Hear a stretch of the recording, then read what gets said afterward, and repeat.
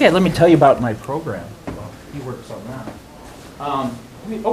This is something interesting. You've heard of this concept, flip the classroom. This was a big theme at some of the fall conferences. It's all about doing homework. This is a new idea, homework. In other words, preparing for your classes in ingenious ways, and so your classroom can have more interactive activities, more activities with teacher content, not interacting with computers. So you do that before the class. That's one key concept. Now, in our system, we do extensive reading. We have 3,000 books like this in Sapporo Gakuen University. And these books have been there a long time. I don't know, it was like a gold mine. I walked into the library and there was someone in some past history had ordered them all. So we decided to use this gold mine, and we put in,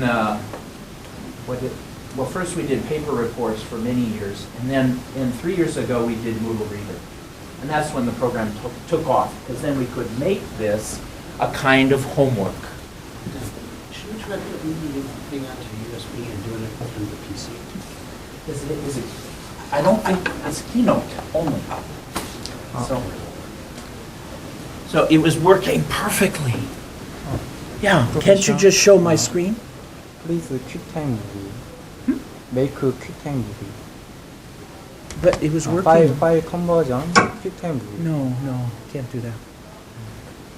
I just want to show my screen. Yeah. This machine problem. But it was working just a second ago, perfectly. Maybe 30 minutes or Yeah. 1 hour. How can you project this screen onto there? You don't know. Okay. Maybe if everyone could huddle right here, I'll show you my notebook. Seriously, I mean, there's not that many of us. What did you say? Put it as a... Okay.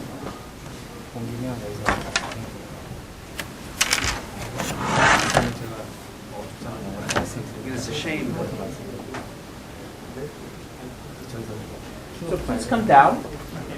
We're going to use non-chairs. Sit on the floor. Sit on here. Sit right here in the front row. 저 잠깐 바쁘니까 분리지 마겠어요? 15분 문제 없는데 지금 기회가 안 썼는 Well, it's 15 minutes. So 5 minutes are gone, so we gotta go. 그래서 So, blending technology. So what I asked you already, what images come to your mind when I say technology? Okay, like this. Okay, belts, gears. Okay, telephones. Okay, headphones. We got TVs. Someone mentioned computers, mobile devices. Coming soon, the iWatch. I gotta have it. So all of these suggest inevitable change, that you've got past, you've got future, and everything is moving to the future, and there is old things that will be replaced by new things. That high tech is replacing low tech, and that digital and electronic is replacing analog and paper. Okay? And what does that mean? Throw it out the window. We've got tablets on the way. Everything is going to be tabletized. Sorry, Oxford. Sorry, out the window. Well, that's the metaphor. That's the thinking. That's the standard thinking. Now, what surprised me was, why was this system working so well in our school? Why was Did you reboot your Mac? Pardon? Did you reboot your Mac? No. Well, these tablet readers are assumed to be. So what you've got is this contentiousness. It's me, someone said, fighting the technology. And you just move one of these wires and then the whole thing collapses. And how are we going to face this technology? And we love, many of us here love the technology. That's why we're here. We're presenting with PowerPoint. We're using Moodle Reader or ER Central or all these various different sites. And we're faced with this image of technology as something outside of me. It's powerful, it's hard to control, it's an invading threat or triumphant savior to some. So this word, iPads and the transformation of the second grade classroom, is the triumphant savior mentality. And a human-centered view of technology is what I'm going to propose today, is that it is part of me. It's my design. It is a human technical ecology. It's easy to configure. It's daily life. It's daily life as a teacher. It's no magic. You maintain it. It's slow, iterative change. So in this kind of picture here, what you're seeing is an ecology, a learning ecology. You've got older people with younger people. You've got physical things you're manipulating with your hands. You've got networked computers all together. So we call it an ecology. Okay, here's another ecology. Here's a teacher, students sitting in groups. A teacher using, instead of a whiteboard, using a document camera to project various paper onto a screen, show how to fill it in. Now you go back to your group and fill in these worksheets on paper. And here is a sustained silent reading classroom, okay? A different arrangement, students individually working without desks. Okay, so furniture is very important in these ecologies and how students are configured, how they configure themselves. Here we've got a speech. This is a book report. Book reports are very powerful oral activities. That's how we could justify doing ER in our classroom, because none of the reading teachers wanted to do ER. So my oral communication classroom took on ER program as out of class. Okay? And here we use blended classrooms. I don't know if you can see this, but there are computers around the wall. So in the final 15 minutes of the class, sometimes we'll do sustained silent reading, and sometimes we'll go and do quizzes. Okay? So, and they can't enter the classroom unless they have 2 books from the library. That's sort of a ticket into the classroom. So if they come to class, it's 9:10 in the morning, they don't have 2 books, I just send them out and say, go to the library, get 2 books, and come back. And they'll come back in 5 minutes. Now I mark them late, so usually they don't do that again. So here you can see the blended classroom. And we originally had notebooks and mobile devices, but it was so unreliable. We went back to wired computers. And the unreliability of the mobile computers meant that the teachers were spending 20 to 30 minutes of 90 minutes dealing with technical problems. Now we have 0 technical problems. 0 minutes. It's just extremely stable. So the key point here is stability of your system. So these paper readers, very stable. Use them anywhere. Pull them out anywhere. Wired computers, use them anytime. Also the fact that the Moodle reader can be used at home means that I don't have to be there watching them take their quiz. And it's got some great systems to prevent, force the students and minimize their attempts to cheat or something. So here's the Moodle reader. And also part of what motivates them is this badging system. Now if I were to do that and give them little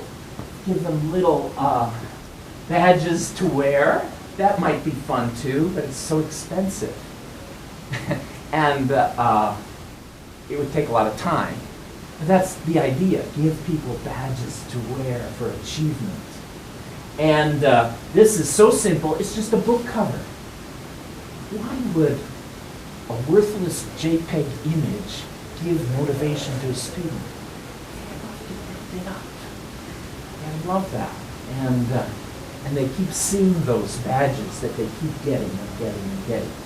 So this is this is the ecology of online and paper merging together, feeding each other, and making a powerful system. So what is an ER ecology? This talks about ecological theory. I'm just going to show you what the simple system of the ecology is. You check out a book, you read the book, and you make some book record, okay, to take back to the teacher. Now, when we make a more complex ecology, this is when things get, I would say, energized. Okay, now check out the book, do some group reading, do some individual reading, and make a book record. Okay, so that's more energized. Even do more. Check out the book, do some group reading, do some individual reading, take a quiz, get a badge, give a speech, make a book record. And this book record and this badging is the online aspect. Okay? But it doesn't make any sense unless it's part of the physical system, unless it's part of the paper system. So you've got the paper, the physical room, those classroom interactions along with this online going on. And that's what makes this a very powerful activity. And you can see adding more things into this. Yesterday, Richard Day was talking about intensive reading, adding that into here, into this ecology. And Rob and Charles were talking about speed reading, vocabulary building off of extensive reading. There's another process. So each one of these circles, I'm saying, is a technology. Technology is a process. It's not a device. Technology is a process. So where does this come from? That's just some data on our school program. When did extensive reading? I'm going to jump ahead. This comes from Laura Lard, her research on technology. She says there are 5 basic types of processes in pedagogic technologies. There are narrative technologies, lectures, videos, podcasts, stories, blogs. She doesn't separate between electronic and paper. She says it's a narrative technology. There are interactive technologies. There are adaptive technologies, communicative, and productive technologies. Productive means students giving speeches, presenting projects, writing essays. Simulations, discussions are all of these. So, my research question, I had 2 choices. Which is better, extensive reading on paper or digital books? Or how can I configure the language learning processes in extensive reading? So, which is a better research question? A or B? I'm sorry, it's so small. Well, A, he said B. Right, sorry. B is more interesting. But A is saying, is focusing on the device, paper or digital. Okay? So, what I've been saying before here is the device doesn't matter. It's your ecology that you create in your classroom that's important. And what activity, technological activity, creates the most energy in your classroom. So how can I configure my classroom is the research question that I chose. And this is what's called a postmodernist ecological view. So in the paper for the proceedings, I talk about postmodernist theory and how that affects this, and how it affects metaphors of language learning. I'm going to jump through these.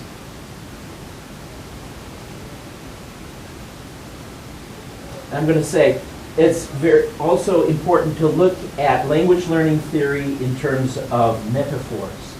That these are not theories, but metaphors. That language learning is instruction. You're teaching things. You're teaching past tense. You're teaching future tense. Teaching present tense. It is also acquisition. You're learning strategies to acquire a language. Okay? And you do not need everything taught to you in a sequence. Finally, it's a socialization process.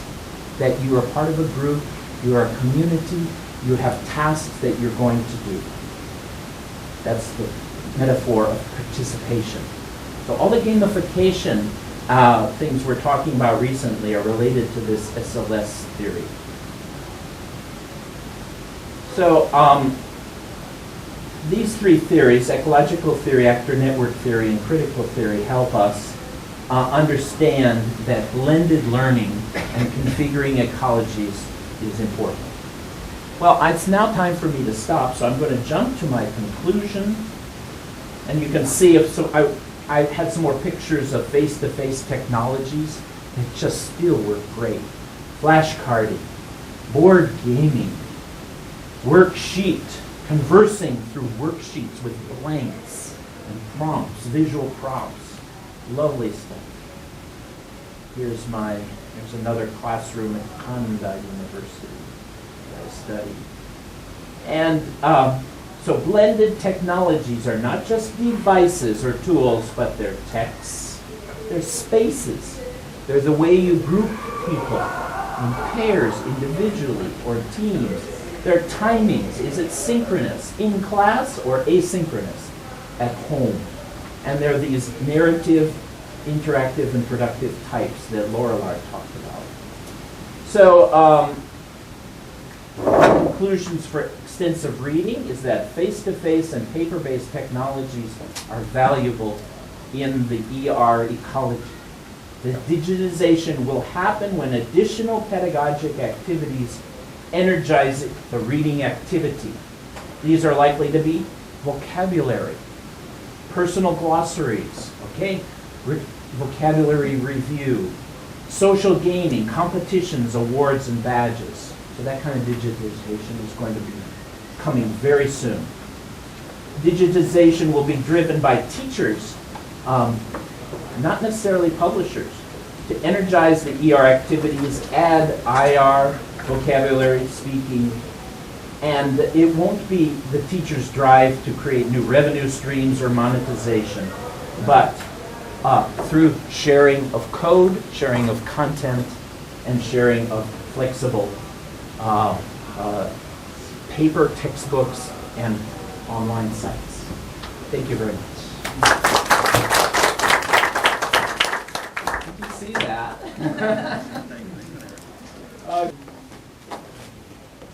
All right, well, it's 11:05, and 20 minutes is extremely short, so I'm going to get started now. My name is Casey Larson. I'm from Hawaii Literacy. I'm also a current master's student at the University of Hawaii. And my presentation today is about the prospects of extensive reading with elderly English language learners. Oops. Right. Whoops.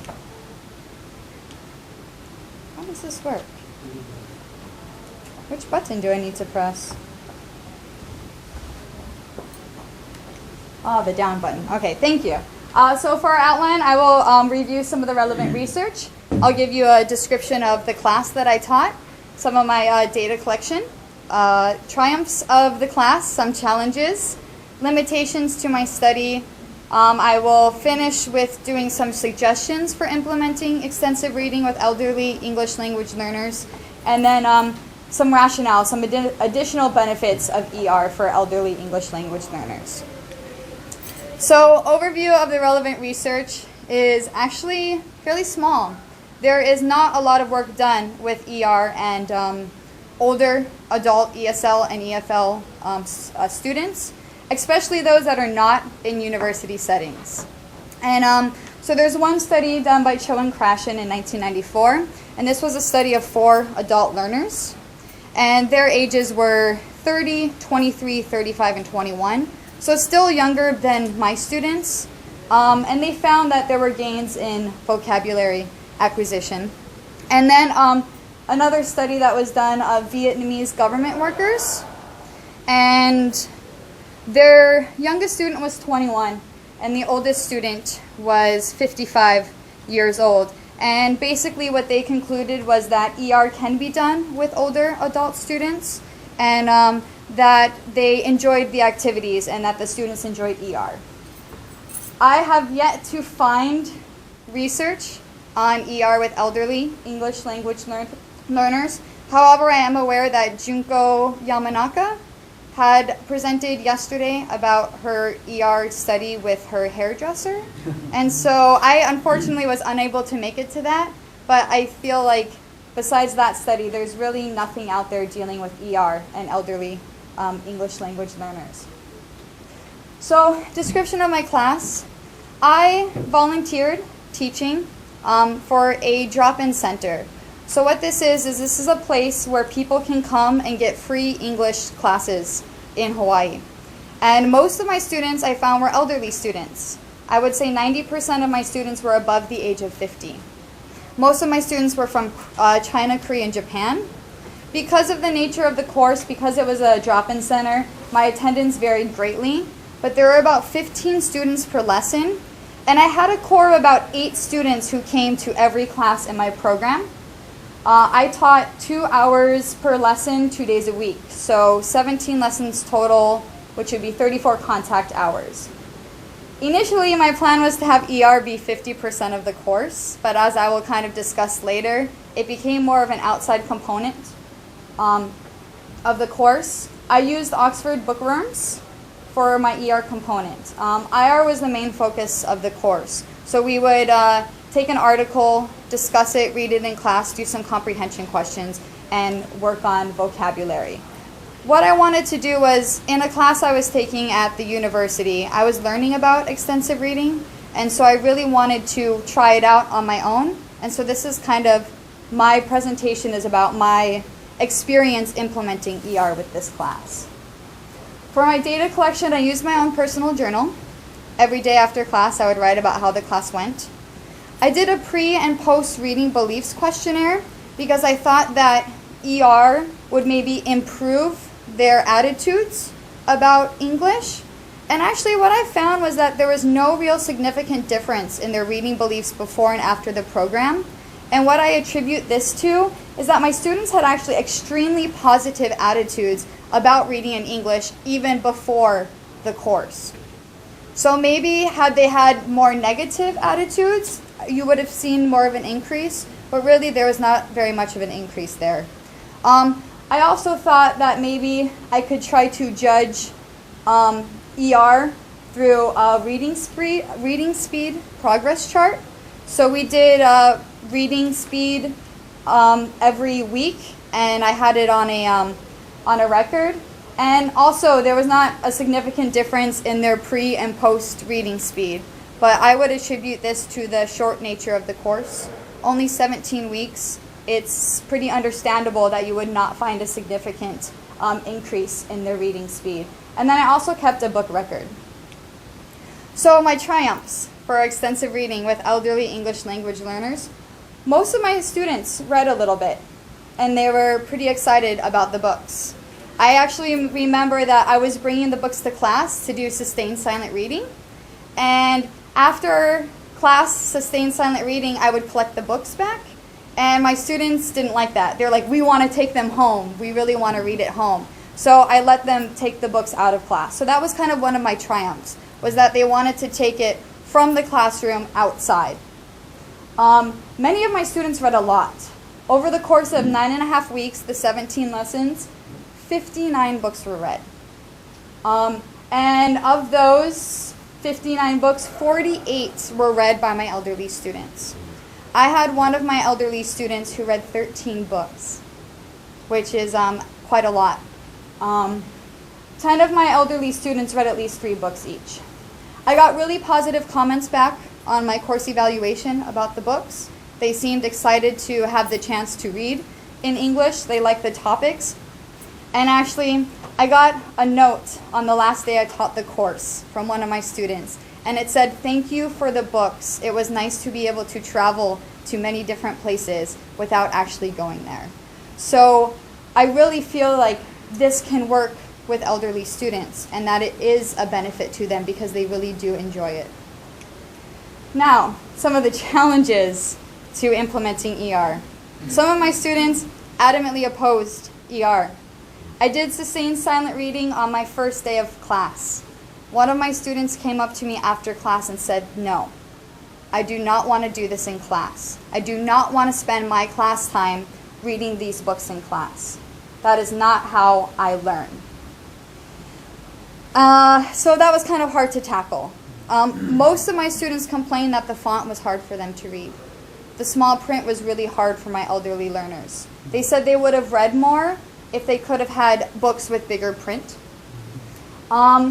My thing was the limited amount of time in class. We had 2 hours per class period, so it was hard to do sustained silent reading every day because the IR was taking longer than I had initially anticipated. So if I was to do a course like this again, it would be more beneficial to have more time to devote to ER. And part of the challenges was my own fault. I was new to ER, and I was not extremely confident. So I did not support ER as much, and I feel like I let those students who did not like it influence me, so that's why I started doing IR more in class and not ER. And I gotta say, I've done ER this past summer in Thailand, and I really stuck behind it. And I could tell my students appreciated it more because I was more supportive of it. So if I was to do this again with elderly learners, I would definitely be behind ER a lot more than I was at the time. Some limitations, because it was a drop-in center, my attendance really varied, and so it would be nice to be able to do this again with a class of elderly learners, but that stayed the same throughout the course, and that didn't have new students coming and students leaving. This really just looked at the prospects and the possibilities of ER with elderly English language learners. I wanted to see if we could do it and if they would be receptive. We definitely need a lot more studies that look at ER and elderly English language learners and maybe improve language proficiency, ER and effective factors. And actually, it's really unfortunate in the literature there is not much work done with elderly learners. So we definitely need more research. Some of my suggestions would be definitely to orient your students to ER. I did not really do that in this program. Because it's a drop-in center and students come and go, it was really hard to orient them. But I think it's important to tell your students why we're doing ER in class. What are the benefits to them? That way they might be more supportive of it. An instructor should stand by ER, and I now know that. That is really important as an instructor to get behind extensive reading. I also would think it's important to use ER activities in class or for homework. There's some great books out there, New Ways in Teaching Reading by Dr. Day edited, and also the extensive reading activities books. They have really great ideas for ER, and I think that would be really beneficial for a class. And getting material with larger print, or maybe even photocopying some books and blowing them up so that it would be easier for the students to read. I think that would really help. I came across a really interesting study. And what this study basically said, it was a survey of 195 older individuals. And basically what this study was a survey. And on the survey, what this survey said was that individuals who read more for pleasure were less lonely. And elderly people usually experience feelings of loneliness. And so because, they might not be mobile, so they're not able to go out and do a lot of things. They have financial issues, and so they're not able to kind of do a lot of activities. And so I really think ER should be implemented for elderly learners because I think it has additional benefits, and not just for their language learning, but also to get them to do pleasure reading to, improve their feeling of loneliness. So when I came across this study, I was like, oh wow, this gives some rationale to doing extensive reading with elderly learners. So for conclusion, I think ER can and should be implemented with elderly English language learners, and I think it would be an extremely beneficial component to any ESL or EFL course. Some of my references, and mahalo. Does anybody have any questions? Yes? Thank you for the presentation. And I have experienced reading, Uh-huh. and I tried reading class. It wasn't ER. Their level is very low, so it's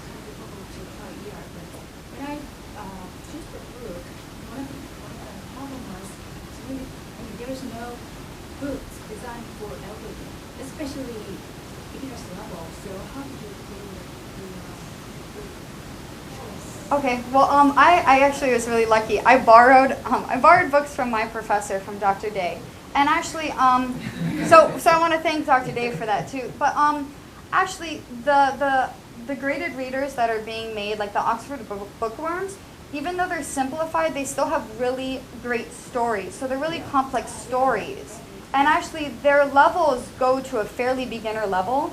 Their starter books are actually for very low-level learners. So a lot of the books that are out now that are graded readers, just because they're simplified doesn't mean they're boring. And my students actually really enjoyed the stories. And a lot of them are adaptations of things like Sherlock Holmes and Gulliver's Travels. And so if you're able to get your hands on those kind of books, they're really helpful for your learners. Yes? I'm a teacher in Korea. And I'm thinking of EL as a very good way to teach my students and foreign language learners. But I'm not a reader. I didn't learn language from reading. But I think EL is a good method for my students. And my question is, as an instructor or teacher, do you think it's necessary for the teacher to read the readers that you want the students to read, or is it Everybody's nodding yes. Yes. Well, one of the 10 principles of ER put forth by Day and Bamford is that the teacher should be a role model. And so actually what I did during my class when they were doing their reading is I was reading. And I was reading the same books they were reading. And I think that's extremely important. And when they bring the books back, I ask them about the books. Oh, how was the book? Did you like it? So I'm trying to engage them. And for me, I am a reader. I've always been a reader. So I really like ER because I'm a reader. But yes, I think that's extremely important. And I do think that you should be reading what they're reading as well. And then it goes back to the other question. If you're reading what they're reading, they're not going to see it as a kid's book. You know what I mean? If, oh, my instructor is reading these books. She's reading the same books that I'm reading. So I do find that that's extremely important. Yes. And then let me add that if you've read the book and they're doing the reading in class and someone's got that book, you say, oh, what do you think of that? I read that. Then you could sort of engage in a discussion with them about the book. Sure. And that's also why I feel that I should have used more ER activities, because that's what the good thing about the ER activities are in the class is it gets students talking about the books to their other students.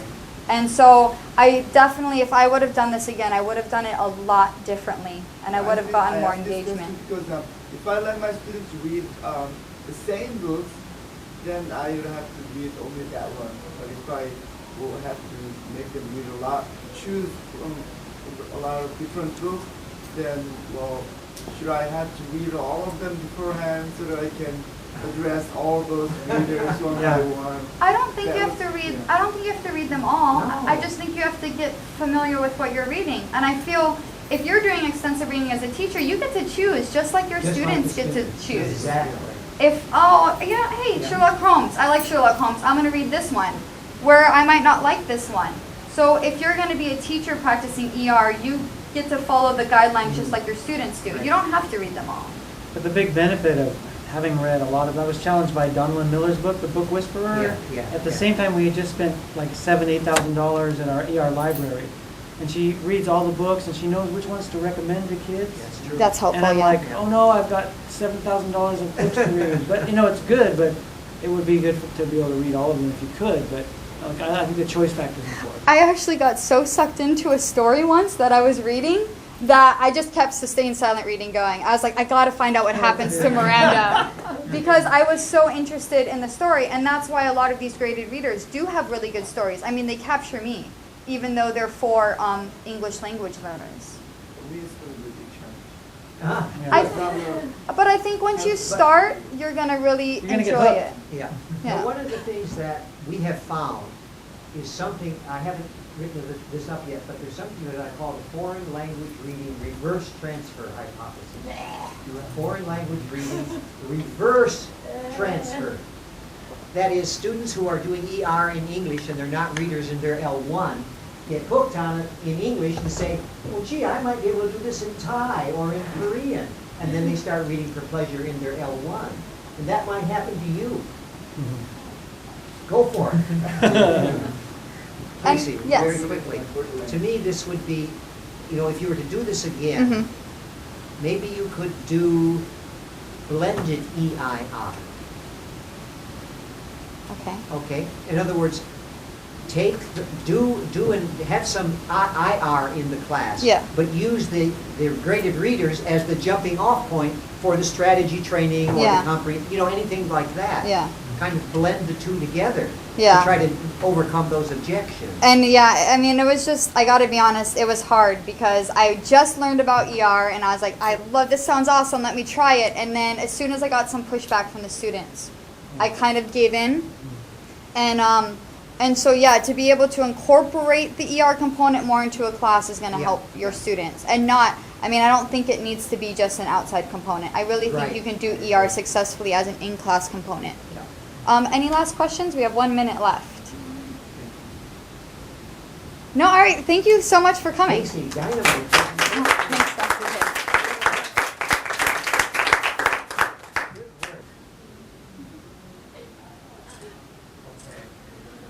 All right, looks like it's time to start, so thank you for coming. Thank you for coming. My name is Joseph Polshak, and I am professor at Tokyo Christian University and editor of theoasis.com, and I'd like to talk today about the 5-minute drill, which basically is an attempt to solve a particular problem. Let's say you're promoting extensive reading in your class. You want your students to read more. They don't tend to read a lot. So how can we get them to read more? Is there a little switch that we could possibly flip that might help our students do more reading? And so that's what the 5-minute drill is about. At this conference, I think there's a lot of people who are still considering ER, haven't done that much, or we often think about ER just for its linguistic benefits. So I want to do a little bit of opening conversation about some of the benefits of ER. We talk about what it is a lot of the time, and first of all, it's extensive graded reading, so sometimes we like to think of it as easy as eating a piece of cake, right? Piece of cake, it's easy, so you enjoy it. So I like to define easy as I plus 1 or I minus 1, and yesterday, of course, Dr. Nation talked about 95 to 90% coverage when it gets more difficult, when if you're doing mid-range reading, 99% coverage. And then there's the big part, which is really the challenge, right? How can we get our students to actually read a lot? What is big defined? And one of my heroes is a professor in Japan, Hikoshi Nishizawa, and I'll give a link to his article coming up here. He says that when the students have read about 300,000 words, we are able to start to measure the improvements that ER has on their linguistic ability. So I like to define sort of the threshold of big at 300,000. Dr. Nishizawa says actually that when they reach, did you hear him talk yesterday? This guy's great. Yeah, so you can get his paper there at that bit.ly link. When they reach 3 million words, Dr. Nishizawa claims that it can equal 1 year of study abroad. And 6 million words read can actually be more than a year. So I definitely am a fan of Nishizawa Sensei's research, and I would encourage you to take a look at that article, which is downloadable at that link. What are the benefits of extensive reading? Well, we've talked about them before. Enjoyment is a benefit. Choice is a principle, but also a benefit. I like to think of mobility as a benefit of reading. You can read on your phone, you can read in the train. I like to tell my students that it's fashionable too. The other day I was in the elevator and I saw a Japanese man speaking fluent French. Well, that's cool. And if you see your students walking around reading a book, or someone sees them on the train, that's kind of fashionable. Linguistic benefits we know. We talk about them a lot. All language skills, including speaking and writing. The best writers are great readers. If you read anybody who's a good writer, they talk about being the importance of reading. By the way, these are little advertisements for reading put together by my students. Sometimes we don't really think about the benefits of fiction as well. Fiction is a simulation, so you become the main character in the film and the story, and so that's fun and enjoyable. We have a flow experience when we read. So we get into it, we forget about time, where we are. There's an amazing logic of fiction. It's really difficult to write a good fiction story, and there's, in that sense, it's very rigorous. It has to be logical, and of course, we can benefit just having a lifestyle of reading. And the problem, which I want to talk about today, is the problem of getting the students to read enough. Oftentimes they read too hard, but in addition to that, do they actually come up with a reading lifestyle, and do they read enough? So the goal of my little classroom research project was, can I motivate my students to read more? Can I get them to do more reading? Now there's a number of things you can do to get your students to read more. You can give them a pep talk. And reading is great. It's good for you. It makes you smarter. You can oblige them, right? You will read or fail. And I've done that before, right? You can whisper, and this is Donald Miller's metaphor. She knows the books that she recommends to her students. She can say, here's a good book for you. And you can also wow them with story. And so I want to spend a minute talking about the power of story. The idea of gamification is something that we talk about in EFL, ESL. But what about storification, making the principle of story a part of our teaching? So this book, Jonathan Gottschall's The Storytelling Animal, talks about storification, and the basic core principle that he says is that you have a main character who is in a predicament, and he tries to get out of it. There's an attempt at extrication. So this is one basic, reduced, formulaic way of defining story. And it's character plus predicament plus attempted extrication. Other authors have also tried to define story and the principles of it. One of my favorites, and one that I've been reading recently, is this guy, Kendall. And I won't get into his definition of story. It has 8 elements because I want to focus on something related to this. But if you understand the principles of story, you will enjoy it more. If you understand the principles of story, will you read more? That's a question that I want to leave open today. If you understand actually what makes a good story, if you understand the principles of a good story, will that make you want to read more? And so I'll come to this point later, and related to my topic of the 5-minute drill. Besides the other ways of motivating people to read, is it possible to do something I call the 5-minute drill to get students to read more? So in my classes, I had the students have a form, and basically required them to read at least 3 minutes a day, depending on the variation, or 5 minutes a day. And my goal was to get them started reading. Hopefully, getting started is half the job. If you read a little bit, maybe you won't be able to stop. Maybe you'll get into it. You'll get hooked for a few minutes more than just 5 minutes. So it's the idea of reading is half the job. It's the job that's never started that takes the longest to finish. So just getting started, just doing 5 minutes today. Maybe you'll look up at your clock and go, oh my goodness, I've been reading for 30 minutes. So that was the idea behind the 3-minute drill. So they're supposed to carry the form with them and read for 3 to 5 minutes a day, depending on the version of the implementation. Write the total for each day that they read, and turn it in by a particular date. And so that's basically what it was. I do word counts, not book counts in my classes. So students have to turn in the number of words that they read, but I also gave them an extra 10% just for turning in the drill. I should mention, by the way, I'll give you a link at the end. You can download the whole presentation if you want to. It's a PDF up online. So, and here's the way that they were given points. So 70 points. If 70 days, they read for a total of 70 days, they got 10 points, and I went down the scale like that. So I had 4 different groups that I did this with, and this is the 3rd iteration of my attempt to use this technique. I'm going to tell you about Group A first. There's about 66 students, 3 classes. I had them for a year. The spring term, they did not do the drill. And in the fall term, at the end, the final 6 weeks, they did the 3-minute drill between these dates. And so I want to just show you the reading number data of their word counts, comparing the time when they did and did not do the drill. And this is a little bit of a complicated chart, so I'm going to... Right, so this is, how this works. So this is the spring period with the drill, with no drill, fall only at the end. And you can see their numbers here. So in the spring, the whole class read 7.9 million words and 8.9 in the fall. Oh, that looks good, you think. Their average per student, 120,000, 136,000. Oh, that looks good. Maybe this is working. But then I compared the periods, right? So this is spring 1 means the first part of spring, and fall 1 means the first part of fall. And you see they hardly read it all at the very beginning of the term that I had them. But in the fall, during the same period, they read a lot.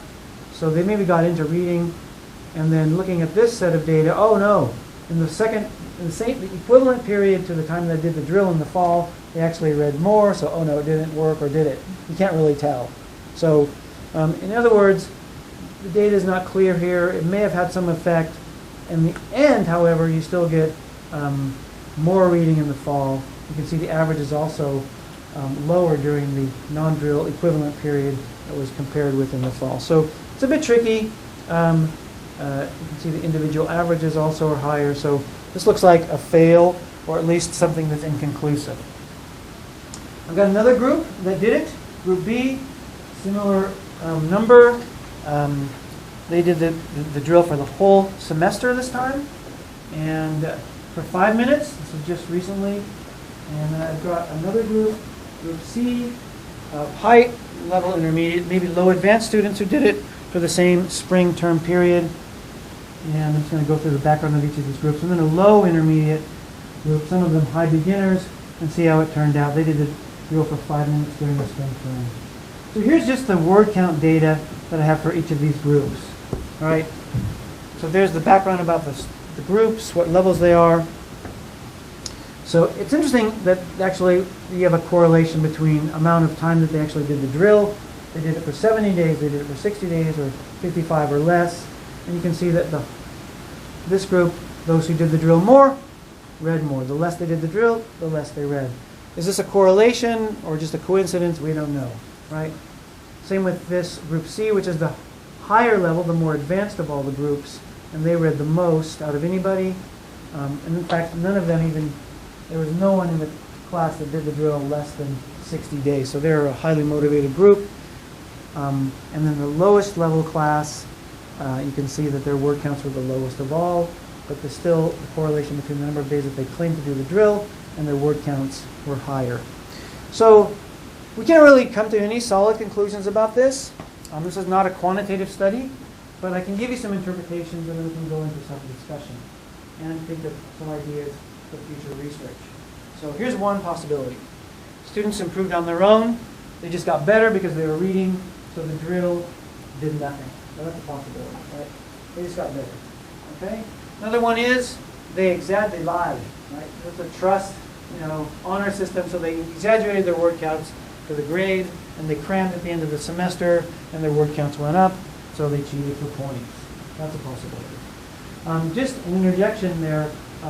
The reporting was done with an honor question each time they reported the word counts.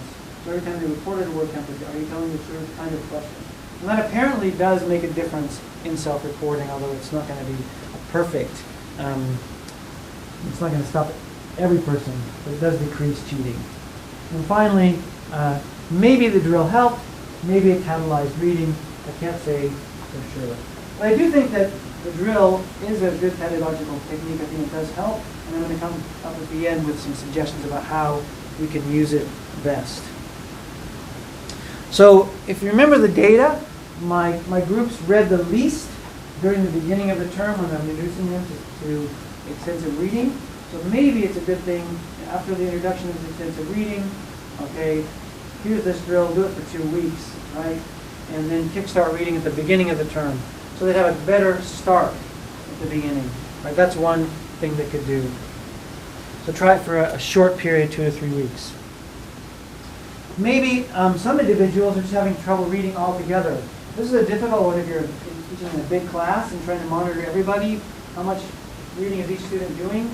So, but if you're aware of that, aware of their progress, how much they're reading, and you find one student or 2 students or a few that are having trouble, you can give them the drill and say, I'll give you extra credit for doing this drill. Let's kickstart your reading. You can also use this class time to do the 5-minute drill, which I did 3 times. So for 5 minutes, let's read. opposed to putting up the books maybe for 5 or 10 minutes. You can do it in class as well.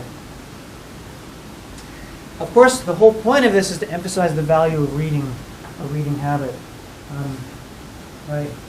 And good readers will take a dip in a book wherever they can. I think a lot of us at the ER Congress, we tend to emphasize the value of reading because it makes you better linguistically, but I think we need to emphasize the love of reading, that it's an amazing way to change your life, that research says that it makes you smarter, it's a great way to provide for enjoyment, so not just the linguistic benefits, but to help people kickstart a lifestyle of reading, I think is another important point. You could also think of ways you could socialize the drill so that they do it in groups, sort of a social support, teamwork, and all that might be another way of changing the application of the drill. So for future research,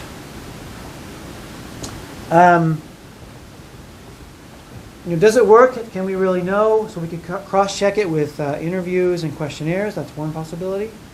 We could split the classes into groups, plus and minus the drill, whether you want to do that or not. If you think it's a helpful technique, it seems unfair to not give it to some students and to give it to others. That's a research question that people sometimes have to struggle with.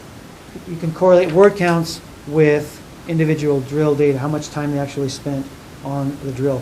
The drill form, which I'll show you at the end, actually has a place for them to write the number of minutes that they read that day. Now, if they read for 5 minutes every day, that's fine. But if they read for 30 minutes every day, it still counts as just 1 point for that day. But still, you could also calculate the amount of time that they read and see how it correlates with their word count data as well. Here's the return back to the point of story, which is really the thing that I want to start working on for the next year or two. The power of story for especially nonfiction material. What can we storify, make it emotional, give us a sense of the character, his goal, his predicament, his struggle. And so how can we storify our nonfiction text, our liberal arts stories, which is my specialty? How can we make them more interesting? But also, how can we see how that affects reading amount and motivation? So I'm really interested in this whole idea of story. If anybody else wants to do research on that topic, please talk to me. But here's a possible way of using the 3-minute drill with the idea of story. So you have 3 groups, and you compare them. Group A does the drill and reads storified text. So there's a story grammar, a story mapping in all of the text that they read. There's a main character, there's a predicament who has to overcome that trouble, difficulty, and challenge. There's sensory details that give them a sense of a place and a story. So the group A does that. Group B just reads non-storified text, just pure nonfiction, like a Wikipedia entry, but maybe the same information, but not storified. And maybe group C could just read anything they want. And then you compare the groups, and my hypothesis is that those who read the storified text would read more. That's what I would believe, right? They would get hooked more easily. They would naturally get involved in the story. That's the beauty of story. And if you ever flip on a TV show and it's just about bedtime, and then, oh no, this is really interesting, I can't, and the next morning you're all sleepy at work because it was so interesting, you got hooked. That's the kind of idea that I'm thinking about here. Again, but the most important thing is that we help our students discover the joy and the power of reading. And so we use story, we use motivation, we give them time in class, we give them pep talks, we can oblige them. But the most that I want to be able to do is help my students come away with a reading lifestyle, because I believe it's good for them in every way possible. I'm not a quantitative person, and if you are, you're looking at my paper going, yeah, he's not a quantitative person. And that's okay. I'm an artist, at least I want to be. I believe that mathematics, if you're good at mathematics, you possess an ability that is a tremendous equalizer.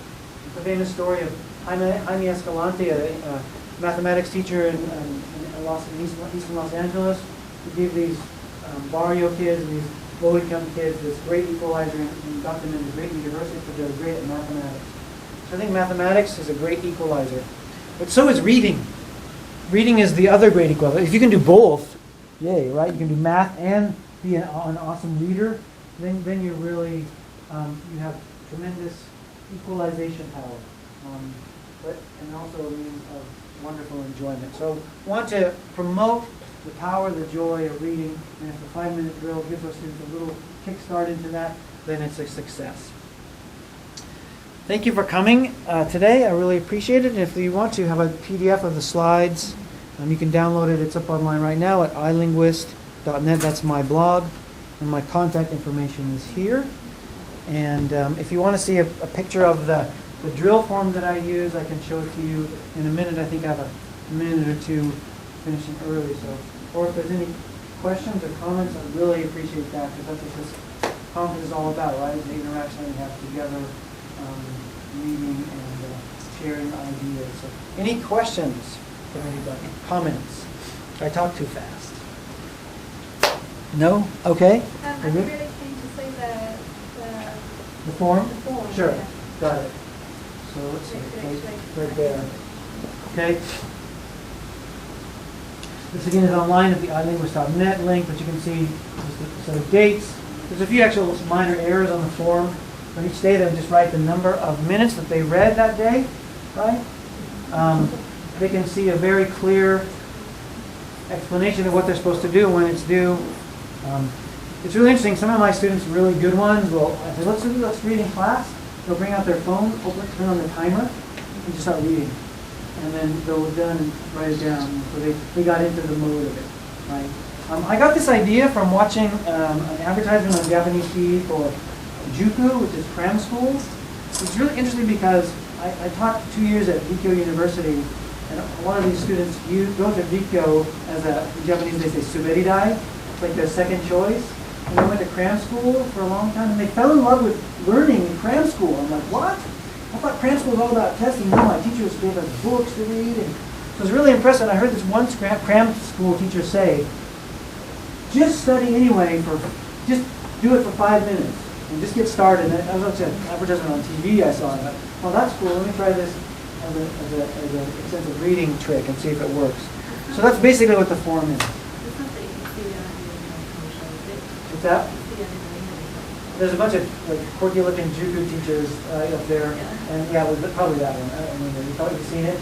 I know people quote it a lot. Yeah. So I mean, those guys know how to inspire people and students. So it also, my experience with students who have gone to Juku cram school changed when I heard that they actually fell in love with learning from it, which is usually the opposite of what happens in a testing culture. So yeah, there's the form. Okay. The word counting is done on an online system at the Oasis, the website that I use for my classes. So, yeah. And when they read a book, they just type in the title, the publisher, and the word count, and then hit the button and it says, really? Did you really do that? Boom, they did it and tracks it. Also, the website has lots of stories online, and whenever they read a story, they just look at the button and say they read it, and it tracks that. So that's how I got the word count. Because the word count will do like 5 minutes, so it's if they read for 5 minutes on the website, the time is sort of irrelevant. When they finish the story, then they track it. So is there any motivation to increase the speed through what you're doing? Or About reading speed? Yeah. I haven't done anything on reading speed, but after hearing Compilation yesterday talk about how to do reading speed improvement, basically you give them a time reading and some Q&A at the end. So we have the technology on our website to do that. So we have a reading speed timer, and you can add the Q&A at the end. So we can I could do a reading speed course, and that's another nice research project, right? We haven't done anything with it yet. So other ones. So yeah, I'm more interested in story right now. I just want to see what we can do with storification. There's a ton of research on story, and I haven't seen any of it. In the EFL. I haven't seen any research on the power of principles of story and how that affects motivation. So Kendall Haven's book, Story Proof, and is the one that summarizes the research. So I recommend that. Am I okay on time? Yeah? Thank you so much for coming, and have a great rest of the conference.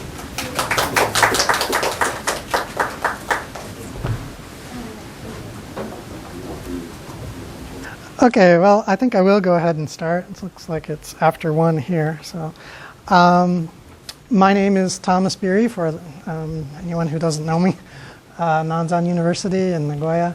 And I'll be talking today about teacher-centered to WebQuest, better introduction to ER. And let me start with an overview of what I'm going to talk about. I'll describe my objectives and pedagogical and learning objectives. I will explain what a stair is and my development of one to meet my objectives. And I will demonstrate and note some positive and negative aspects of using this stair with 3 reading classes that I have at Nanzan University. And then I will explain what a WebQuest is and discuss my plans to develop one to expand on the stair. Obviously, there were some negative aspects, some shortcomings with the stair.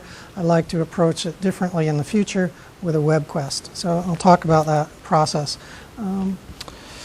Okay, so let's start with learning objectives. I wanted my students to learn the basics, basic principles of extensive reading and the benefits of doing extensive reading.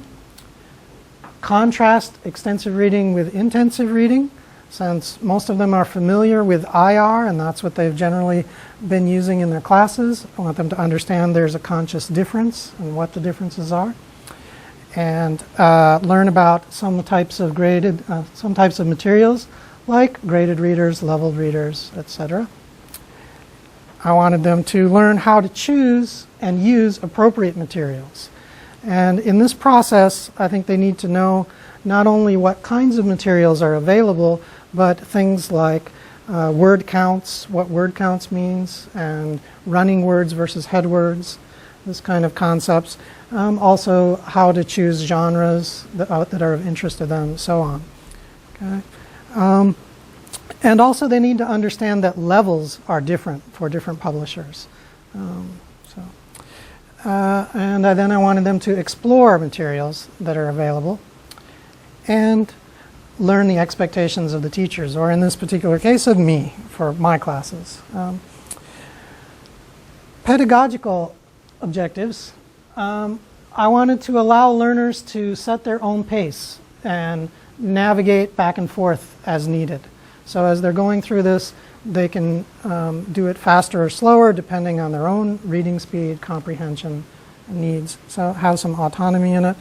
I wanted to have some interactive comprehension checks after key sections, so they could kind of check that they understood what they'd been through. And I wanted to have a quiz function, which would also provide feedback or on answers, either in pop-up balloons or directing to other pages, and then to record the quiz responses so I could look back at the quizzes and see what kinds of comprehension the students had.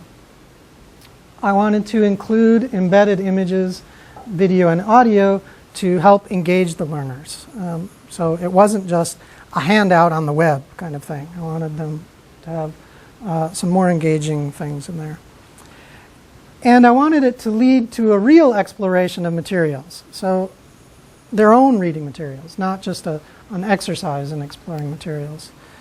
I wanted it to be an aid in flipping the classroom. So taking lecture, some elements that are normally done in the classroom, teacher-centered, taking it out of the classroom, having more classroom time for student-centered activities, group work and pair work and this kind of thing.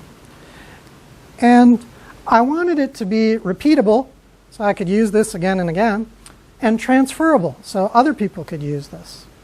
I could share it with other instructors. Okay. So I used a stair, as I mentioned. And what is a stair? Is anybody familiar with a stair? Okay. A stair, excuse the weird graphics, is a standalone instructional resource. Okay. You can think of it in terms of an electronic handout activity that you'd give to students. But since it's something online, it can be much more interactive than just a handout that you give people. Okay. So it's kind of homework, and it is meant to stand alone. So it's also shareable, transferable. And the one I did, I used Microsoft PowerPoint as my platform for it. And the reasons were it's widely available in computer labs and it's familiar to many users. A lot of the college students already have experience with it. Even in high school, they're learning the Microsoft Office architecture, so they're somewhat familiar. And also other instructors are fairly familiar with it. And the computer labs where most of our students would be doing these have PowerPoint on the computers, so it's accessible. I did it in kiosk mode or show. You save it as a PowerPoint show. And then this allows the person who's downloaded it to just go through it. You can set up a PowerPoint show so that it just goes completely on its own with timing. Or you can set it up so that people interactively click, which is, I've got a combination of both in there. And this means the learners can run it on their own. They don't need a teacher standing in front of them clicking the button like I'm doing here. Okay? And how I used it. I uploaded it to my class website, which I'll show you a screenshot of in a second. In class, the very first class, I gave students a really brief introduction to ER as part of the syllabus explanation. Then gave students access information to the website, and I actually showed them how they could access it and download it. And then told them to download it and do it for homework. So it was a homework assignment in the first week of class. And there was a paper quiz the next week on some of the elements that were in it, just for some accountability. Now, let's have a look at the stair, quick demonstration, okay? This is the student access point. Sorry, it's a little blurry, the screenshots. But I have a web page. Within the web page is the reading site for the reading classes. And I had 3 different reading classes, so they each have their homeworks, assignments. And it's kind of hard to tell, but there's a link to link here and do it. And they can also go to a sub-menu here, which takes them to an extensive reading page and has some ER-related links. And the PowerPoint can be downloaded there. So there are a couple ways they could get to it. But they'd go to it and then download it. And when they downloaded it, this is what would happen.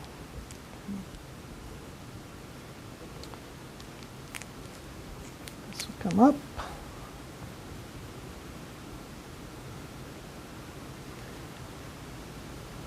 This bit was all automatic. Okay, I should have plugged that in. I don't actually want to show you this whole video, but there's a 47-second video of just introducing briefly what ER is. And then it gets down here, and you can go on to the ER principles next. Now, I'd like to note that on every page we have this navigation set up. They can skip this one. Sometimes the video doesn't show up, so I want it to be able for them to go ahead and go to the next thing. This will take them back to the first page, and they can always go back one page. So there's always an opportunity to go back and check things they wanted to do, or move on if something's too slow. The next bit, I give them some principles of ER. And reading is easy, learners choose the reading, learners read a lot, so on.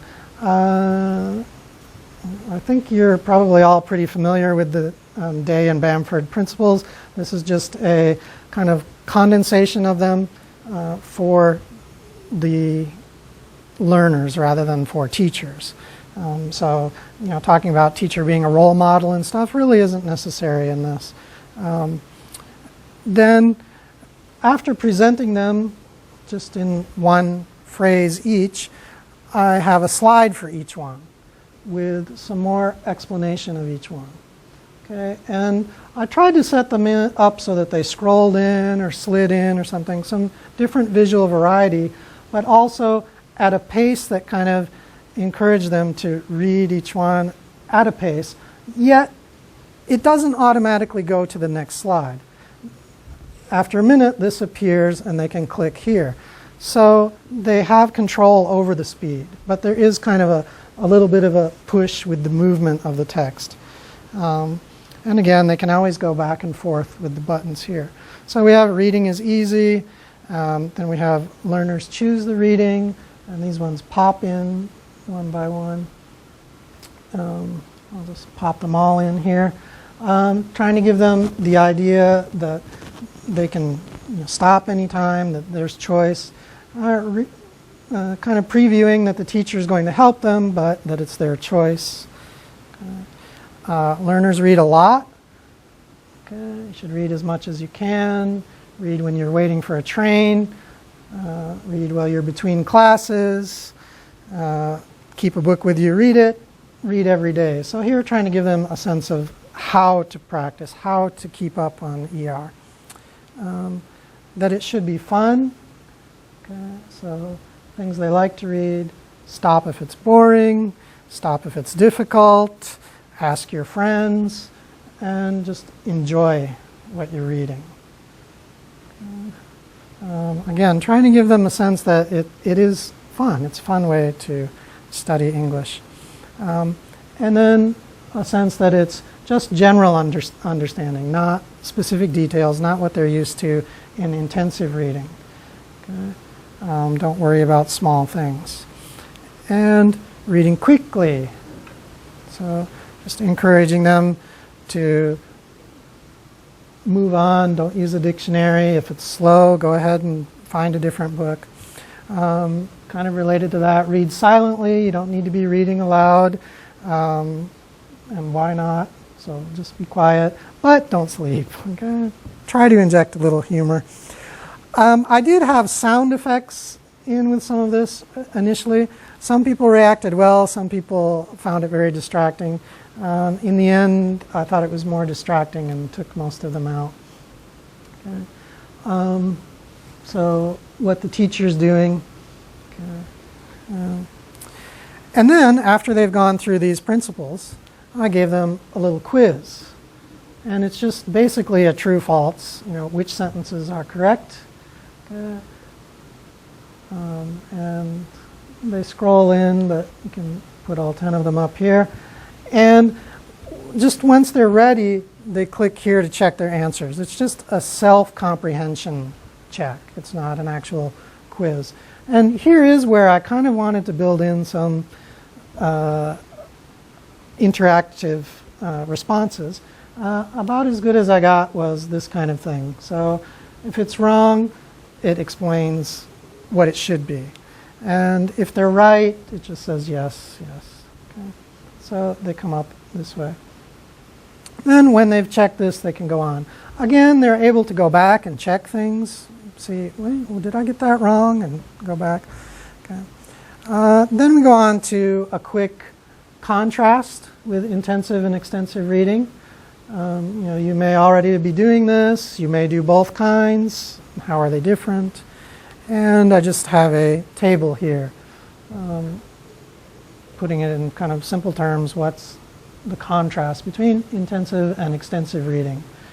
And then, again, once they're ready, they can quiz themselves on it. And just this one is a which one is it?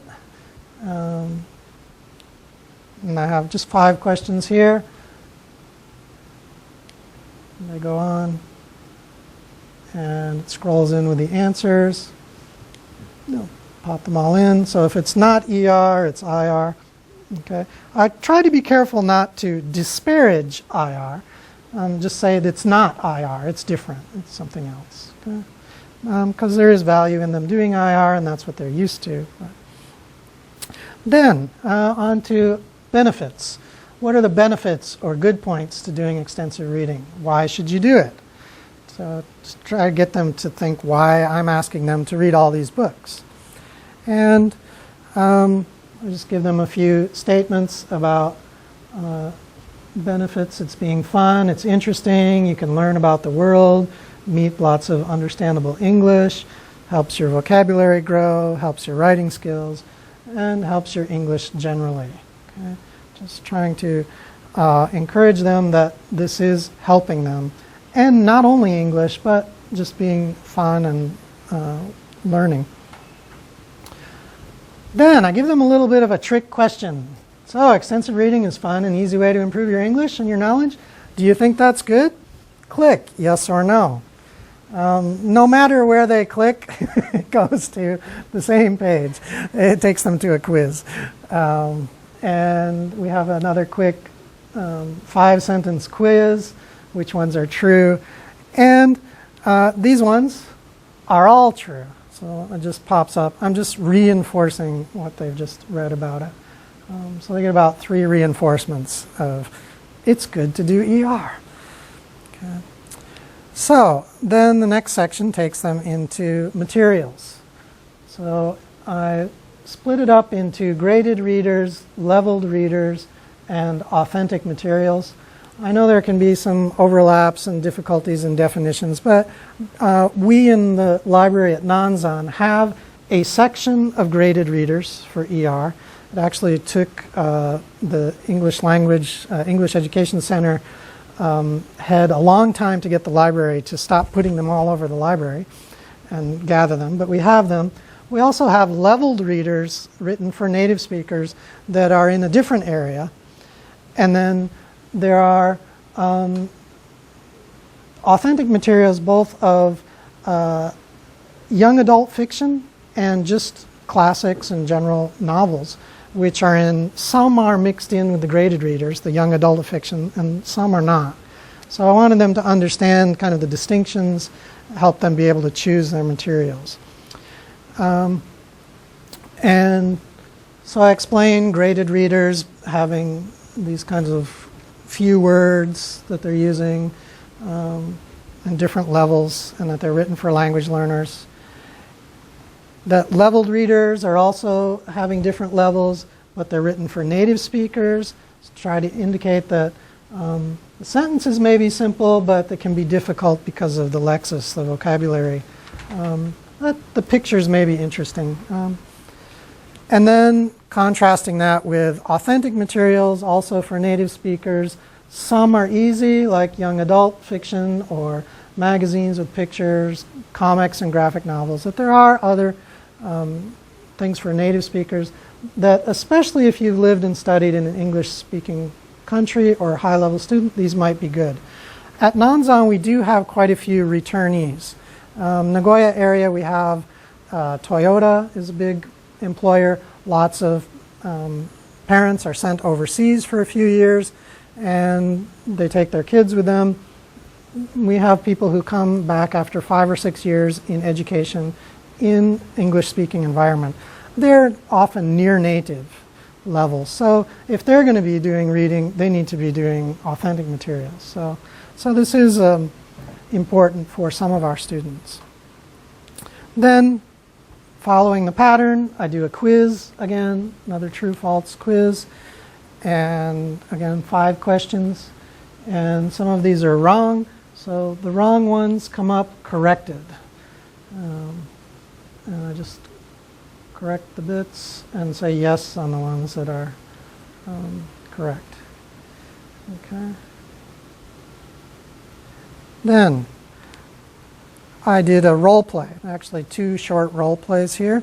I tell them they're going to read about a different person and choose a book for that person. Okay. And they click to try it. The first person is Anne, who's studying medicine and likes science, likes dogs but not cats, doesn't like scary stories, enjoys love stories, and is a high-level student. Okay. And then they get these choices of books with different levels, and then they choose which is the best for Anne.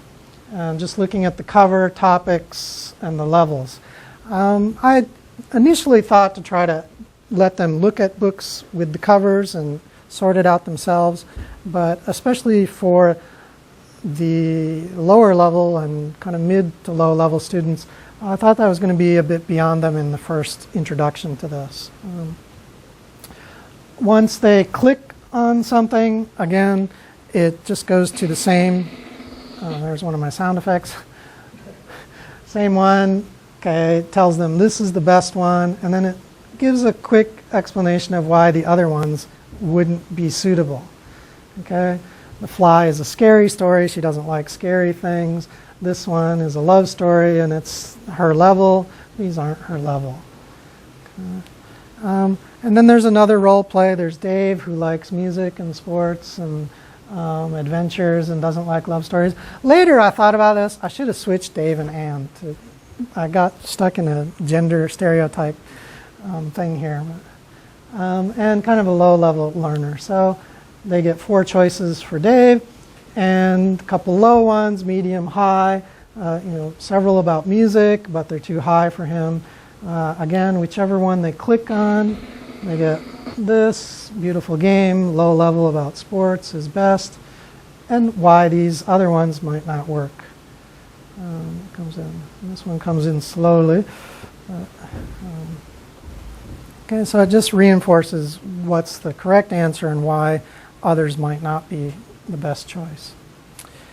And then finally, for my own class, I had the class requirements, what I was expecting out of them in the semester, and the grading, which they'd already been through once in the syllabus, but I wanted to reinforce it, have it there for them to see again. They were told to send me an email after that, and then there was a links page. Links page, and then send me an email from this link. And then they were going to be finished. So what did I achieve in this? What learning objectives? The STAIR did allow the learners to learn the basic principles and benefits of ER, to be able to contrast ER and IR, learn some types of materials, how to choose appropriate materials somewhat, and learn the expectations of the teachers. As for the pedagogical, I did allow them to set their own pace, go back and forth. They did have some interactive comprehension checks. The embedded images, there are some images of books. The video and audio ended up not working very well. There were some issues with the system in Nanzan where the video wouldn't display, and I ended up actually putting a text version in there. So for the most part, they didn't have the video. It did help flip the classroom. I'll go back here. And I'm able to repeat it, and I've even shared it with a couple other teachers who used it in their classes.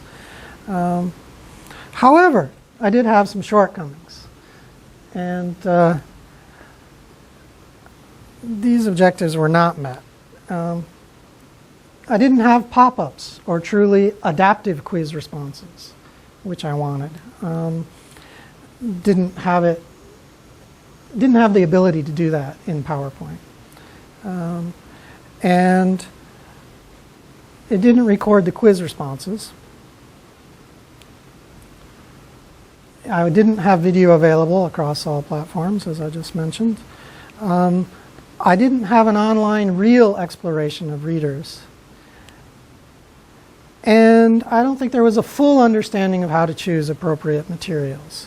They had kind of very surface understanding. So they kind of understood that there were different levels, but they didn't really understand how to determine what those levels were when they actually went and picked up a book, or how to set their own weekly goals for reading. Okay. In spite of the shortcomings, there were positive effects that I was happy with. I had more time in the first class to manage other things. They could do some team building, getting to know each other and stuff, instead of me explaining for 45 minutes ER. I'm more confident that I was consistent with my introduction to all classes. I worried that with an advanced class, I'd go through this quickly and get it all talked about. With a lower level class having more difficulty understanding the syllabus, that they didn't get enough explanation and they didn't follow it. So I was more consistent, I think, through doing it this way. And the students who did do the stare, which was most of them, did seem to get a basic understanding of what ER is and why we do it. And the quiz results were really good. They understood the questions, at least, or how to answer them. Some students used email to ask questions about ER. Any of you teaching in Japan know that often in that first class, nobody wants to raise their hand, ask a question. I was pleasantly surprised. Some students were able to interact with me and ask questions that they might not have asked in front of their peers. And I have shared it with other instructors, as I said. But there were problems too, besides the shortcomings. Some students didn't do the homework.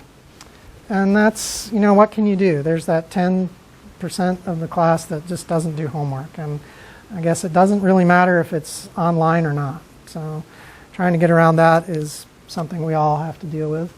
I did have technical difficulties because some people tried to do it at home when they didn't have PowerPoint. And some people had difficulty using the link to send me an email. And as I mentioned, I had to replace the video. So how do I deal with these problems? I want to do some things different. I want to keep the current stare available for use, but I want to make one also adapted to use with instructors available. I found that this was good for introducing ER also to novice instructors. So a coordinator starting a program or someone just trying to promote ER could also use this or direct people to it. And finally, and what I'm going to talk about a bit in detail now, is I want to create an expanded, completely web-based tool to overcome the shortcomings and problems. Okay, so there's no downloading required. It doesn't matter that you have PowerPoint or not. That if there's embedded video, they can see it, this kind of thing. So to do this, I want to do a web quest. Okay? So the web-based tool I plan to develop will be a web quest to introduce learners to extensive reading and get them started doing it. So who knows what a web quest is? No? Okay. Well, a web quest. I'm having trouble advancing here. There we go. What is a web quest? What a web quest is. From webquest.org, we have this definition. It's an inquiry-oriented lesson format in which most or all the information that learners work with comes from the web. The model was developed by Bernie Dodge at San Diego State University in February 1995 with early input from SDSU Pacific Bell Fellow Tom March, the ET staff at San Diego Unified School District, and then waves of participants each summer at the Teach the Teachers Consortium. So initially developed here, and then lots of teachers gave input into how to do this. Points here, it's inquiry-oriented and on the web. So what it should do, it should ask learners to find and use information in synthesis, analysis, problem solving, etc. It should be higher level thinking activities, not just regurgitate or find some information and fill in a worksheet. They should actually be doing some sort of analysis or synthesis. It should have an achievable task as a primary aim. And they suggest that this task should model something that they do in the real world. But anyways, it needs to be something that they can achieve through this and to be a task. It should be web-based if it's a web quest, so using real online resources and using or developing the internet skills of the learners. And ideally, it should involve cooperative learning. So whereas the STARE was just by themselves, this actually involves some group work or pair work, some cooperating together to achieve whatever task needs to be done, whatever synthesis needs to be done. So, an introduction to ER web quest. How can a web quest be created that achieves the stated objectives I had. What can be done? Okay. Let's see. I was thinking of putting you in groups and having you come up with some ideas for this. But I think I'm going to go on because I want to finish in the next 10 minutes. But again, the principles that I have here are what are guiding me to get this done. So I want to achieve these. Thinking about that, I set up a design of several steps. And it's challenging. It's challenging to meet these objectives as well as what a web quest should be. But here how I envision it.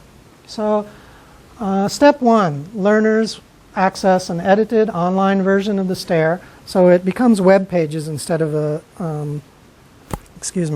instead of the PowerPoint, and which also can direct them to some external websites.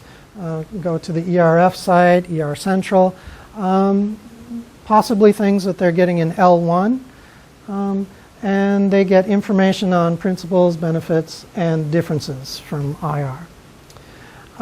Then I'll have them do an online interactive comprehension questions, similar to what was in there, and then an online quiz, and use something like Google Forms.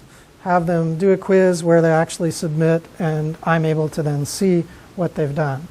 And that would replace the paper quiz. Then, step 2. My thought is to do a group task. A small group decides what percentage of ER and IR in a reading class they think is best, and their reasons. So they have to justify what they think. I'll have a continuum, 100% ER, 100% IR, and they decide where they want the class to be on the continuum. And then they get together with another group, present their ideas, and justify it. And I thought this would help develop the synthesis, analysis of the information, and get them thinking about, would they prefer doing IR, ER in their class? And hopefully they would have reasons to prefer more ER. And even if not, it'll help inform me how to proceed with the class, give them some agency in the class. Then, step 3, I'd like them to go do an online activity where they learn about the types of materials, levels, and key concepts like running words. So this would expand that section I did on the 3 types of materials, information about how to figure out levels, and have a short passage where they actually count.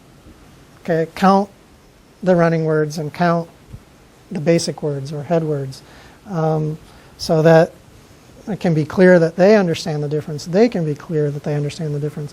Have them enter that, and then it'll pop up with what the correct answers are and whether they're correct or not. I found a lot of difficulty, especially in the lower classes, with them distinguishing what head words are, what basic words are, what running words are, which ones are the link, and so on. Then, step 4. I want them to do the online placement test, which Mark Brierly and some others have developed at Shinshu University. He presented on yesterday. I don't know if any of you are already using this or familiar with it. It takes students through a few short passages. They answer true-false questions about each passage, and then they also answer questions based on their perception of difficulty. Was it difficult? What did they read slowly or quickly or something? And they mark on a Likert scale. And it's also timed, the time they spend reading. The questions come after the reading, and they can't go back to the reading. They can spend as much time as they want on the reading, but once they finish it, they can't refer back to it to answer the questions. And he says that in about 3 readings, they can pretty narrowly set up a level. And I think he said there were 14 levels. And then it shows them a chart of what level they're at. And there are 5 of the main publisher series and what level that would be in each of those series. And so that helps them know exactly where they are in Penguin or Macmillan or so on.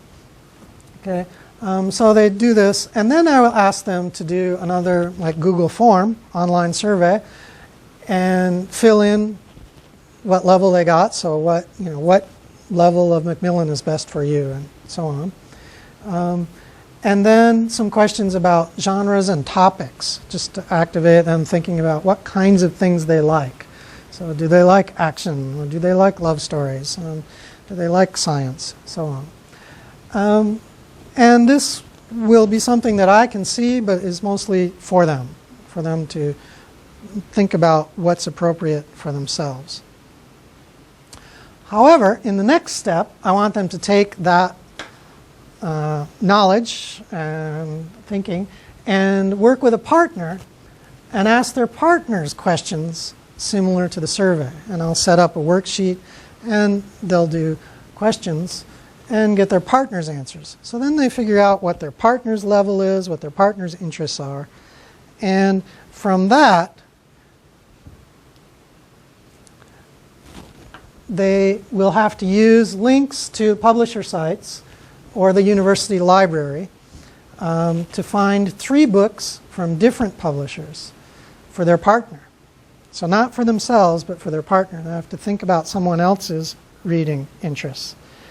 And then they'll submit their suggestions online, which will go both to their partner and to me.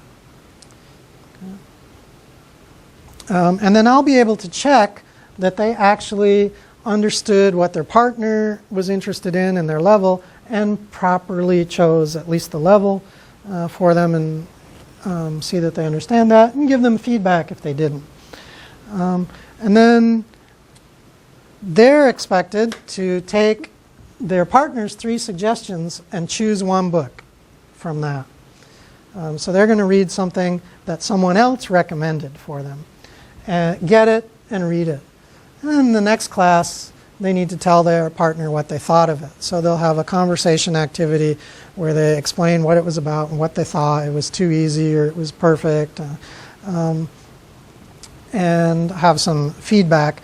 And then their partner will also get direct feedback on whether they appropriately thought about the other person's reading. All this more to get them to understand the whole process for themselves, for their own selection. Once they've gone through these 7 steps, I think that they should be able to proceed on their own, choosing their own reading materials, going to the library, getting them. I do think that though there are some elements of the original objectives that won't be met with this. One example is while I'm flipping the class and trying to take some stuff away from class time, much of this actually will have to take place in class. And it may be best to set some of it up even in a computer lab, although a lot of it could be set outside of class and just the partner activities and group activities in class. And depending on what kinds of resources like Google and so on are used, I might need to spend time helping them set up accounts and learning how to share and things like that. But that's part of learner training I'm happy to do with them anyways. Okay, and finally, oops, not that way, this way. Sharing. If you would like to look at the STAIR again, possibly use it, adapt it, that's fine. There are 2 places you can download it. One is merlot.org. I don't know if anyone's familiar with this, but this is a really good website for educators.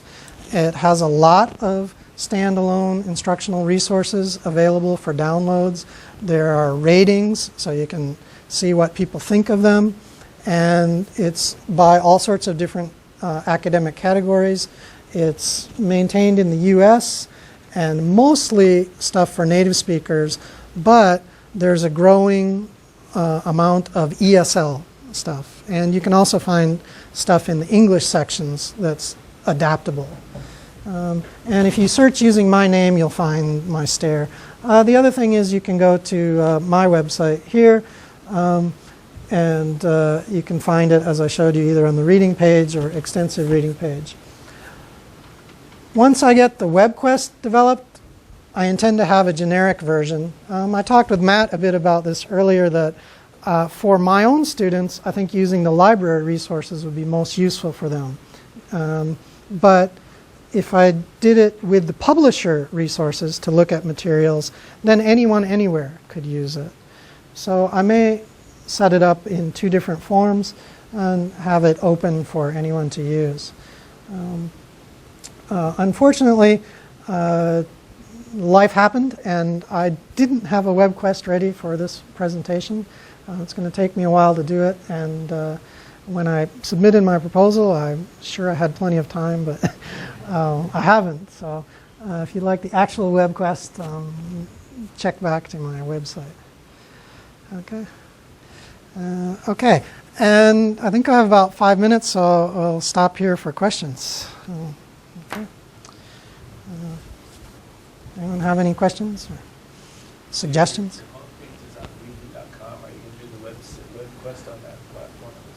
I'm considering it. It's pretty easy to use, and if you have the paid version, you can set up accounts and permissions and things. So I'm considering it, but I'm not sure yet. I'm going to play with it a bit. One thing that came up in discussion outside also was about students uncomfortable letting others know what level they're reading in some cases. I was just curious if that's been an issue. I haven't really noticed in my classes, but someone else brought it up. Do they feel uncomfortable telling them I'm only reading a level 1, or and having someone else know that level 4? The one time and only time I noticed that this year was actually the opposite. Was a student reading young adult fiction, and she was easily able to read a full novel like The Hunger Games every week. And she was a bit reluctant to let other students see that she could read that well, especially because she wasn't an English major. So she was in a group with non-majors. But she would take out, level 3 and 4 books and read those too. And we do a lot of oral activities where they do have to talk with each other about what they're reading. So I haven't really encountered it except that once, and that, I could see that being an issue. But when they're just starting this program and they're college freshmen, I think that they'll still be malleable enough. Just suggest, I think it might be nice for the role play, whether you're here, the advising of books, if you could maybe get a couple of students who are willing to be Dave and Anne, have them actually say, this is Yuki, have a picture of them, and then tell what they like, and have them, so that even though it's, they'll graduate, but other students could actually see their, instead of it just being.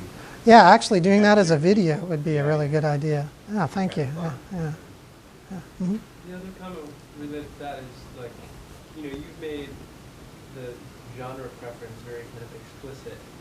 Like, oh, this person likes this kind of thing, is into this, is not into this, and so what kind of book would be good. But I wonder, sometimes the purpose of books is to kind of explore things outside of your kind of initial interests. And, like, do you see that as maybe being, and also some students don't know, they can't articulate their interests yet. And they also might have interests in Japanese, like what we found in some research we've been doing is, like, they think they're really into mystery novels in Japanese, but then they cannot find a graded reader that they enjoy that's a mystery. And so and that kind of turns them off of extensive reading, unfortunately, because they thought they liked mysteries, they go read English mysteries, and they're like, it's a different structure. Things getting kind of too solidified there by being explicit about your genre preference, as opposed to just, okay, here are a bunch of books, like, read through them, pick what you like, kind of thing. I actually do try to encourage students generally and individually to read different things. And at point in the semester, they'll be forced to read nonfiction. And I've found that by kind of mixing it up and by having them talk to each other about books they like, that there does get to be quite a bit of mixing. And most students don't get stuck in some genre. I didn't really think about and never encountered that I was aware of students having a preference and then finding that in English that didn't work. Yeah, that's something I hadn't thought about. But the thought was that to start them in something they do like, if they have a kind of preference, to get them hooked on reading. So that's an interesting and kind of scary point. What we found is, like, sometimes your preference in a genre might be related to the way the language is used in that genre, Right. as opposed to just plot and story. Mm. You know, so it might be kind of certain authors or in a certain genre, they write in a kind of poetic way in Japanese that you really like, if you're a high-level reader particularly. Whereas then to go kind of down in a way in your second language and then kind of experience these, even though the stories are good, you can't get that same feeling about language. Right. Yeah, that's interesting. Yeah, I haven't encountered that, but okay. I'm well past the 1 minute sign, so I think I'm out of time now. But thank you very much. I'm glad I had a few people here. Appreciate your attendance. Thank you. Good afternoon, and that's me. I'm Kyung-Suk Chang from Korea Institute for Curriculum and Evaluation, and I'm so glad to share my research experience with you this afternoon.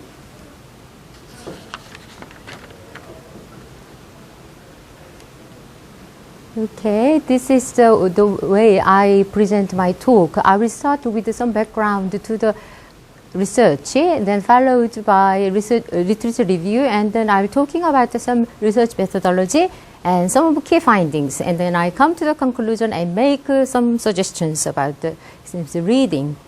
Okay.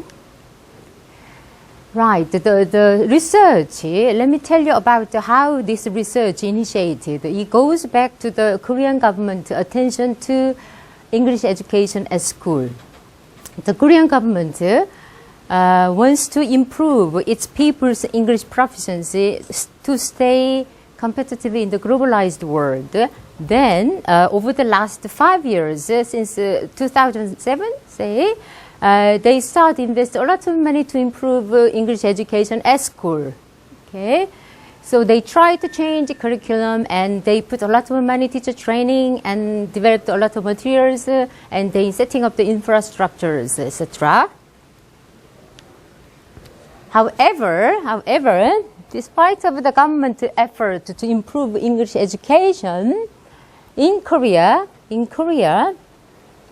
there is a limited exposure to English because we are teaching and learning English in an EFL context.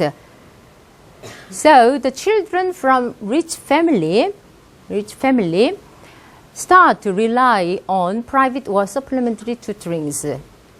Okay, and this brought a lot of social problems, like a gap between among children from poor and rich families. Right. There has been a inequity in terms of the English input and English exposure. So if a child come from the rich family, he or she's got a lot of English input or exposed to English. But if the child from poor family, he has got less. And then his score or his English proficiency is getting less. Therefore, there is a big gap between depending on the social status of the child parents. Then the government start to draw their attentions to narrow the gap among students. And they found one of the big problems, it can be a social problems, there is a huge gaps in educational achievement in NAE. It stands for National Assessment of Educational Achievement, and CSAT is a college entrance examination. So they found that there is a big gap. depending on the family background. Right. So one of the strategies the government found out is provide equal opportunity to every child through the extensive reading at the English library at school. So they try to make children less rely on the private or supplementary tutoring, and they expect extensive reading through English library bring positive effect on narrowing the gap, which is the social issue.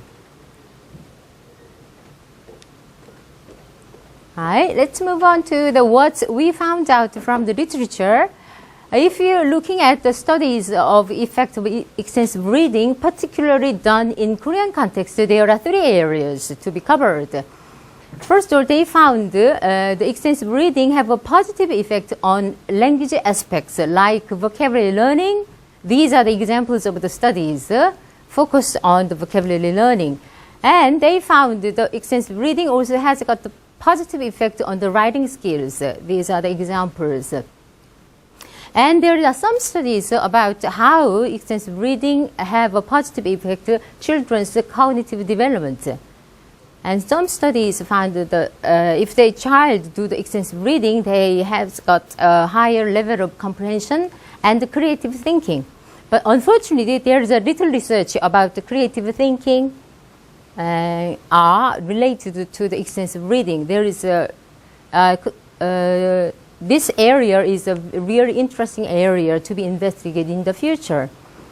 And there are a lot of studies about the effect of ER on the affective aspects. Particularly, they focus on the motivation, how the extensive reading motivates the children learn English, etc. And we can also look at some of the investigations about the English library. And we found that there are 3 periods if you focus on the English library at schools. Before 2007, extensive reading was done at the private level. So the benefit of the extensive reading goes to just certain groups of children. I'll say some children go to the private tutoring. They have a benefit of the extensive reading. Then second period is between 2008 and 2010. In that period, the Korean government started thinking about how important to narrow the gap through extensive reading.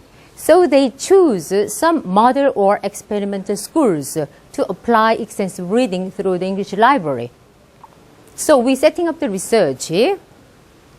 Then since 2011 and until present, there has been a government support because they found a very positive effect of extensive reading to narrow the gap and improve children's English. So the government started to support a lot of schools to encourage ER.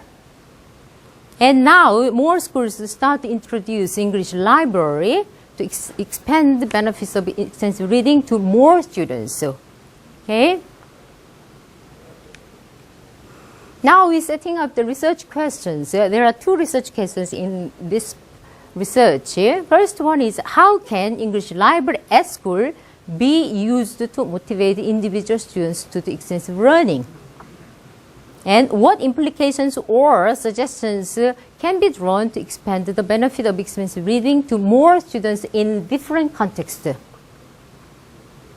Okay, these are the research questions. And let me talk about the research method we used.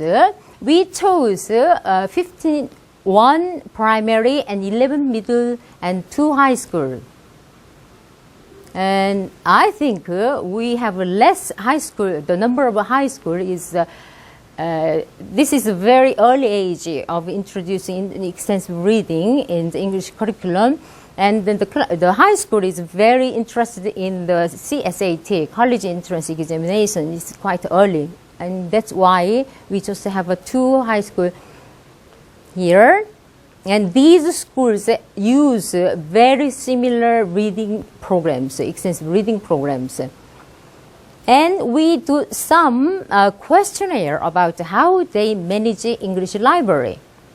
And we do some statistical analysis of students' reading points, reading levels, and NAEA. In Korea, it's called 성취도. 성취도 results in English and Korean. So we're trying to see how ER affect in both in English and Korean. Okay. And we do some case studies of English about English library system. And we interview some teachers from that schools, some teachers, students, and parents. And these are the research methods we took. Then we do some kind of, as usual, interpret the data and draw some implications. Right. Let me tell you about the key findings of the research.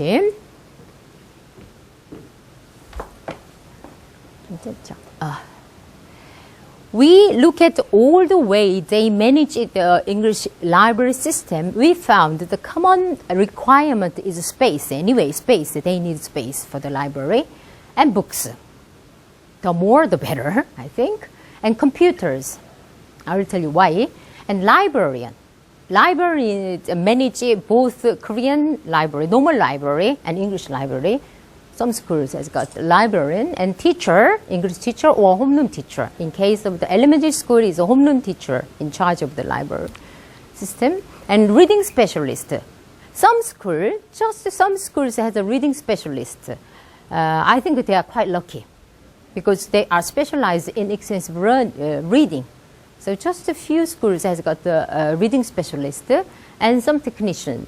Usually in school porter or not particular the technicians for extensive reading. Usually the teacher, the male teacher, you play a role of the technician. Some school has got the technician. Okay, and I took some examples of the different schools. So just enjoy the picture of the different English libraries. It looks very smart. Okay. So these libraries has got a kind of things I just told. It's a hardware aspect. Sorry. Now we look at the reading process very carefully, and we found there is a kind of the 5 steps. And the process we found is on and off blended system. That's why most English library has got a computer near or inside the library. So all the children at one school take level test, online level test. Okay, and they has got the result, which level they are in. Then they choose the books and they read at school or at home. Or they can read online. Okay? Or some children can borrow books and bring at home and read there. Okay? And after reading the books, they choose according to the level. They have some kind of online learning activities. This is very important. That's the big difference. When we are talking about extensive reading, we usually reading for pleasure. But in Korea, we have got the kind of learning goals. So we're trying to integrate extensive reading with English learning. That's why we put a lot of focus on learning activities after reading books. So they do some online learning activities and they are given reading point depending on the number of the books they read. And the program, usually the program provides the criteria. Okay? So they have reading point. It depends on the result of the self-checkup. Self-checkup means after there are some questions about the contents of the story or whatever. If they got a certain percent of the correct answer, they got a point.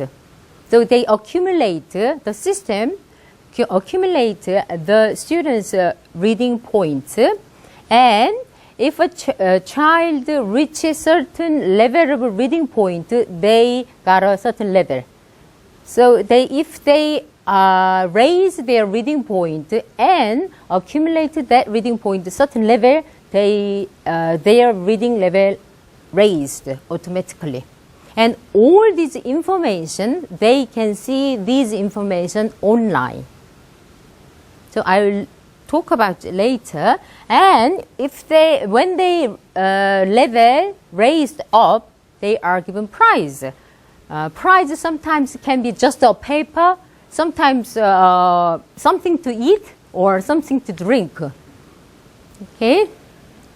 And these are the processes, extensive reading process the schools usually take. There are slight differences depending on the school, but we found that this is the general process of the extensive reading at school. Okay, we found that these are the types of online learning activities. I told you after reading books, they are given some kind of learning activities. And from 1 to 4, these activities, they master these activities if they want to reading point. But last level, writing activities is optional. And some schools provide proofreading. The native speaker or reading specialist provide the proofreading. So some students with a high level of the reading ability, they can challenge those activities and get some more benefits from the extensive reading. Okay, these are the examples of the learning activities provided by online service. Okay, right. If you look at the English library system, there is a kind of reading management system. I call reading management system. Like we say LMS, we call reading management system. That system has got a lot of information. So children or parents or teachers can use this information to encourage students challenging more and read more and motivate themselves. I'm sure there is an opposite way, but anyway, the children or teachers can use this information from the reading system. So these tables shows how many books of a certain school read books per person, per child. And the table on your right shows the reading point per child, student. And we can compare the whole country's statistics and particular area and particular schools. So it depends on how you use these information for what purpose. Right? This table shows the number of the books by grade. So I think that the head teacher can use this information in many ways. If one grade, the students with one grade has got a particularly low level, I think the head teacher should need to do something.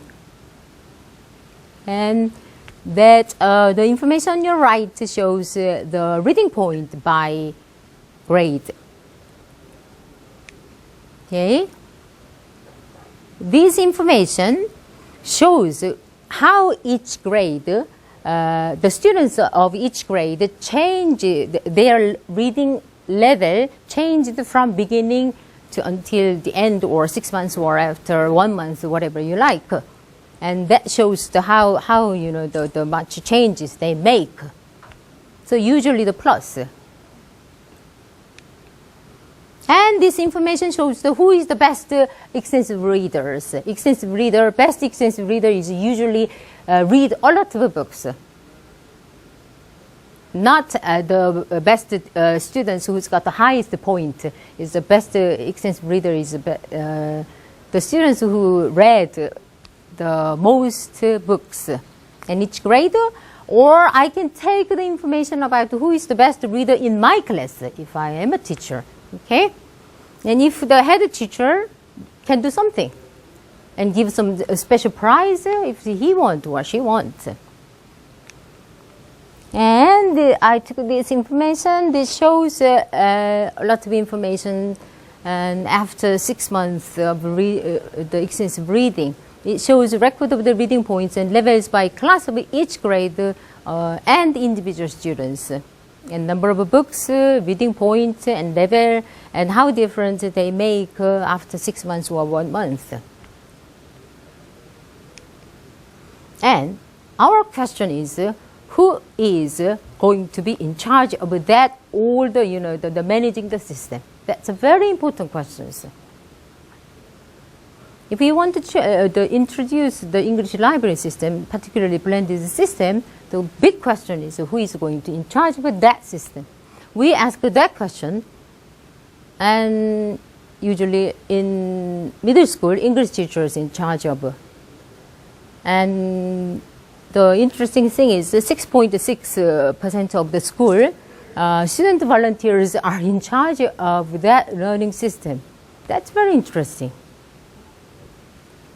So someday I want to compare how different if the reading specialist in charge of that system or student volunteers, if the students volunteers in charge of the system, how different they can make a difference. Okay, and next you can say how many hours for teacher training. If the English teacher or homeroom teacher is going to be in charge of that system, they need some kind of training, how operate their system. But it's very limited hours of the teacher training. Only 26.4% of school has got over 1 hour training. Okay. And what about the parent orientation? Because this is a blended system, and they read and do some activities at home. That means they need somebody who guide for extensive reading if they want a positive effect. Now, only 5% is 3 times. And parent orientation is ever so difficult because they are all different background. And their educational background is different. They have a different job. They have a different purpose.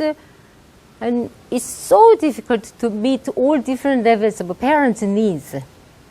So I think it should be more than 3 times if they really, see the effects, positive effects.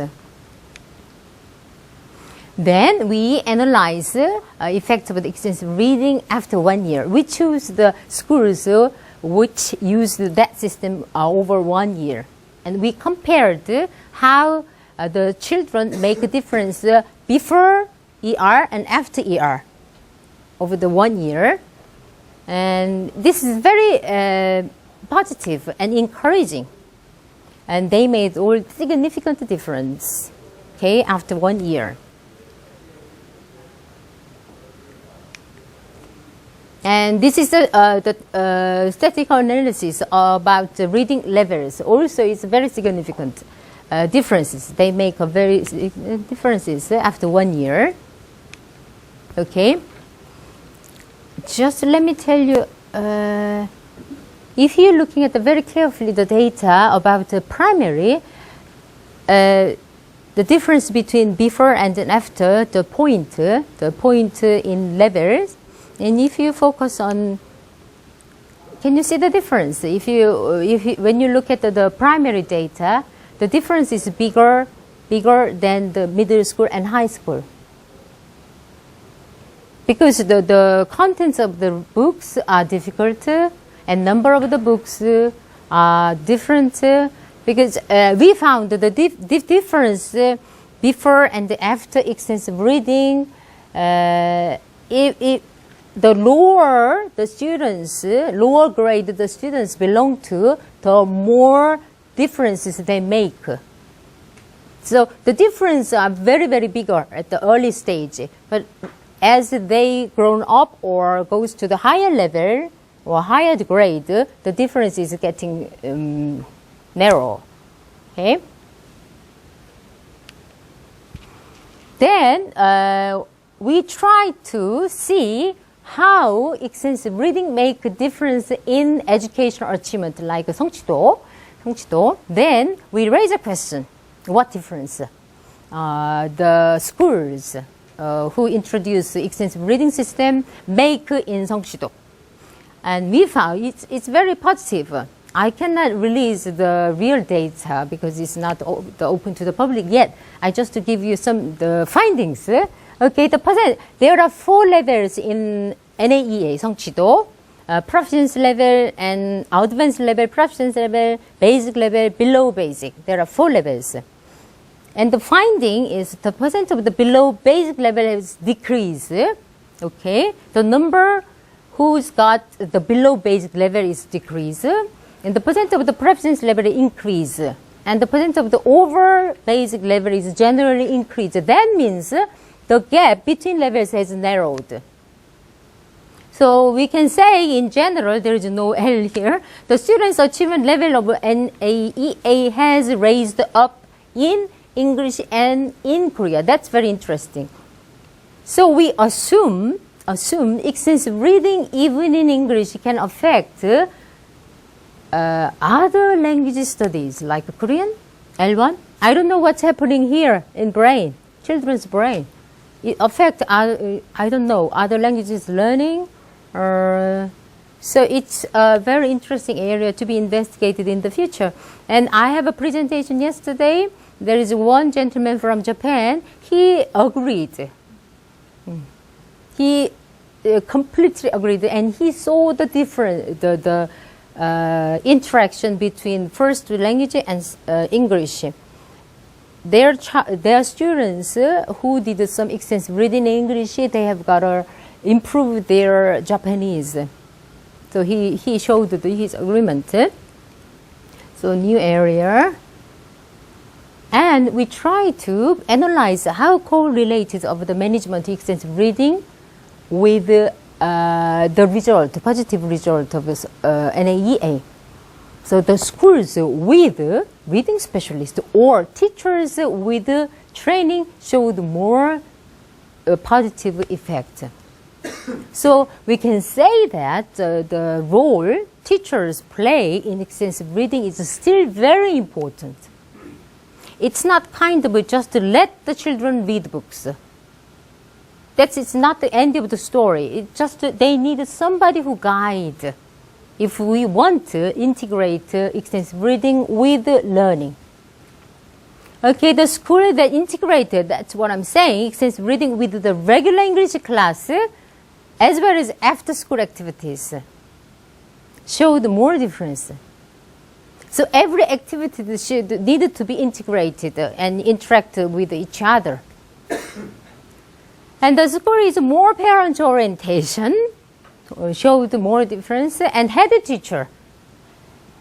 There is one school, the head teacher is ever so, how do you say, it's authoritarian, but he wants to introduce the English library system to get some more benefits and do some, do better than other schools. But there is no rapport among the staff members.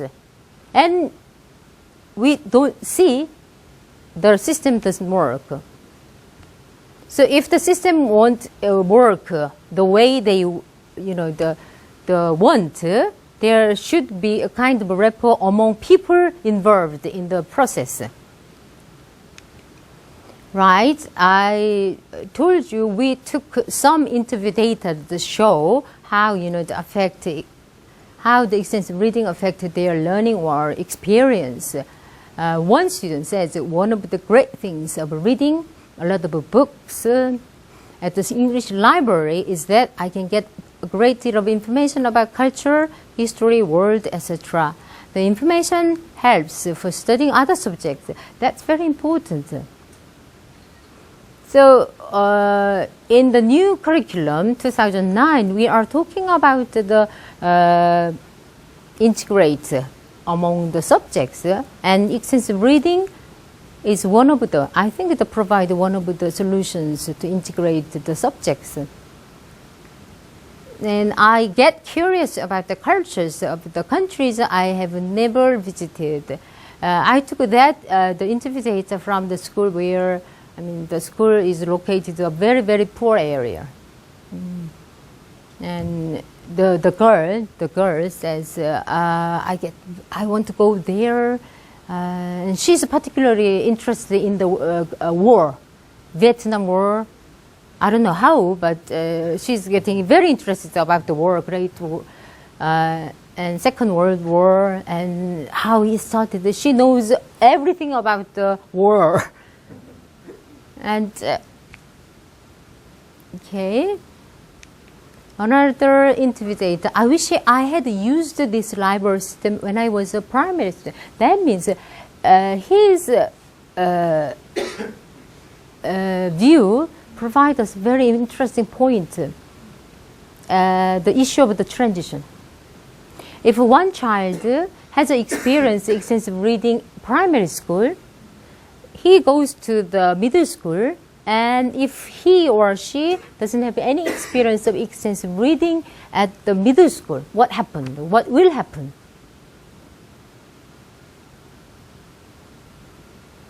So it's very interesting questions, and we found a lot of the primary elementary school children lost their motivation to learn English when they go to the middle school.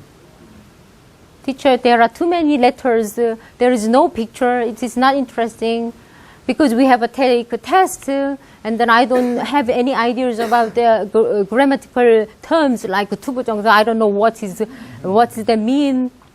They lost all the motivation to learn English. And he says, I wish I had used this library system when I was a primary student.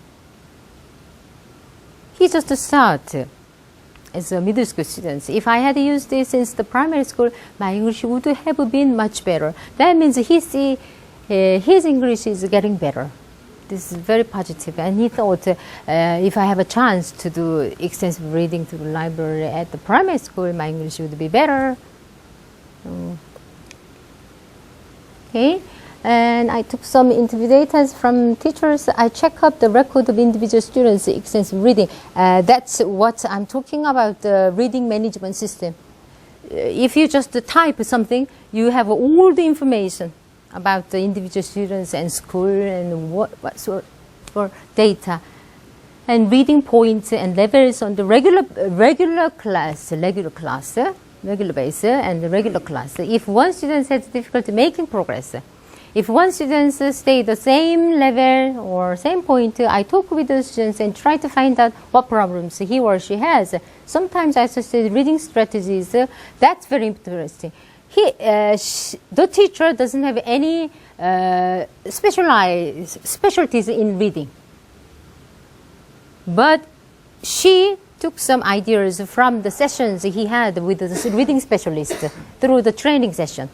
So she's trying to suggest some ideas about how they read, or I just listen to what the students says about difficulties in reading. Okay, but I think you see how much work involved in that process. Okay, checking up the information about the one student and trace what kind of books he or she read, and have time, setting up the time for consulting or giving advice and listening, and talk to their parents. Okay. One teacher said at the training session, it was suggested that we can use the ER program at the regular basis. That's the very idea. Okay, if they can use ER with the regular English class, it would be really much better. I understand this brings a very positive effect on my students' English language learning, but this means more work for me. I don't want more work. If that's very, very interesting. It's a kind of a dilemma. We have to solve these problems. Everybody talk. ER is very positive. ER is good. ER sounds like solve most problems we have about English class, okay? But this is not true. If you look at the reality, there is somebody who take time for ER to work in proper way. That can be a teacher, English teacher, homeroom teacher, parents, okay, friend. So, reading books and doing activities is given as homework. He's very tricky. And reading books and doing activities online because it provides online. Okay? He doesn't have any, he doesn't need to any marking work. It just goes automatically. So give reading books and checking the content is given as a homework. I check who does or does not automatically. Okay? He's got a list. And this is part of assessment. Okay, he knows if they just, how do you say, if it's not mandatory, obligatory, if it's optional, he knows that students will not do that work. So he says, this is part of your assessment. 수행평가. And if they want a good score in English, they have to do that. This works very well and not a burden for me. I found the teachers doesn't want to burden or more work. So this is very tricky, but this is the areas we need to think about very carefully when we are talking about extensive reading at a large scale. Okay? 제가 몇 시까지죠? 네? Okay, next time. I took some the data from the parents. There is a very interesting one. I almost cried when my son showed me the prize he received as the best reader. As I know he didn't like English, it was very, very surprising to death. She said, that's, I never expected that. Above all, I was happy. This is a very interesting comment. Above all, I was happy to see my son get motivated in confidence. So can you guess what's the prize? And it's a kind of paper. It says you are the best reader, okay? And the prize was given at the principal's, head teacher's office. So it was a kind of honor to be the head teacher's office as the best reader. So this is very motivating. And now it's time to come to the conclusion. I raised the question, how can English library at schools be used to motivate individual students to do extensive reading? One of the way is it needed to be blended on and off. Can be one of the effective ways of involving more students. It's an issue. If the government want to bridge the gap among students, we invite more students to the extensive reading. So, and I found the blended system, online system is equal to everybody. No fairness problems. If a child or students are interested in extensive reading, the program equals to everybody. It depends on what students do. So this can play a role in narrowing the gap to which the government are concerned. Teachers' efforts to integrate extensive reading through the library system into the regular school curriculum. Now, each school has got autonomy in designing their syllabuses. That's one of the things the teachers can think about. How integrate the extensive reading with their regular class. It does not mean just to let the students choose the books and read. The teacher should do something to improve their English and how to manage it. And although this can be a workload to homeroom teacher as well as the subject teachers. So I assume there is nothing valuable without any effort or sacrifice. That's what I believe after doing this research. Rapport among the staff members at school is one of the key factors in bringing management and the change system. If the head teacher wanted to bring about change in school, he should do setting up rapport first, then try that. But most principals introduce something and impose the change to teachers before building up rapport. That's the problem. Okay? And head teacher leadership, a sense of ownership, and staff development. Staff development is a kind of a training, can bring about change in managing the library system to benefit more students. And parents' interest and support is very important. Okay. And I trying to make some suggestions about the extensive reading system through the English library. We needed to devise a strategy to integrate the extensive reading to the regular basis curriculum. This is a very difficult task for us.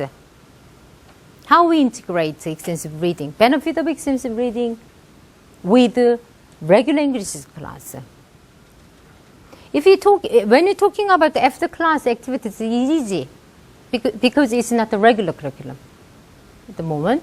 But this is one of the areas we needed to think about very carefully. And the government needed to propose policy to supply reading specialists and support the teacher training.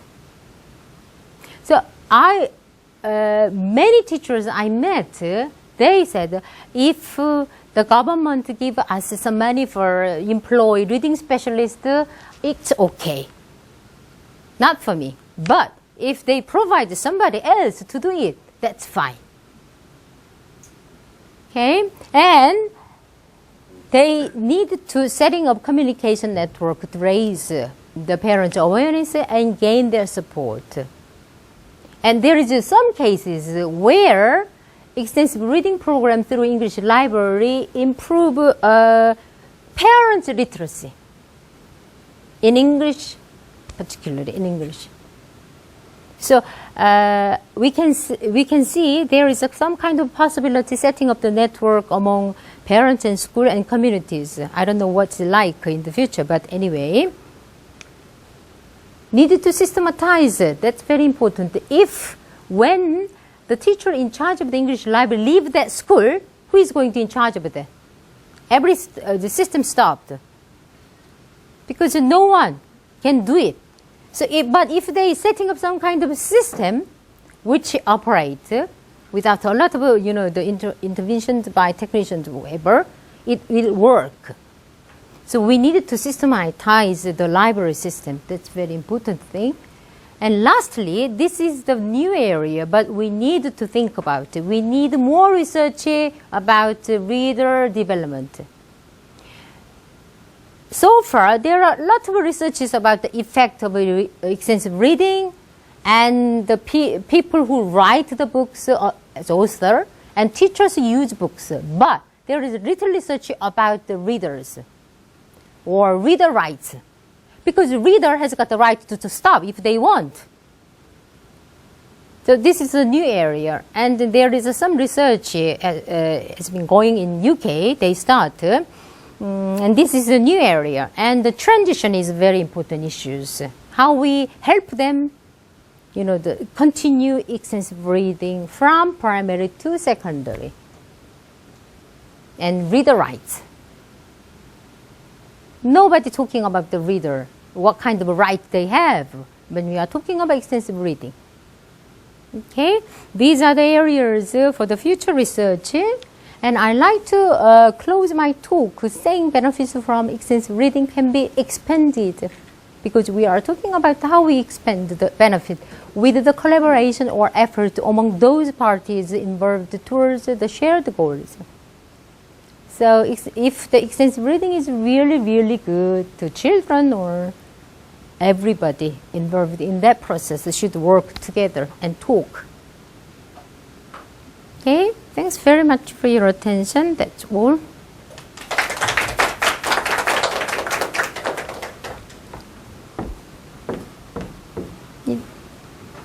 No minutes for questions, sorry.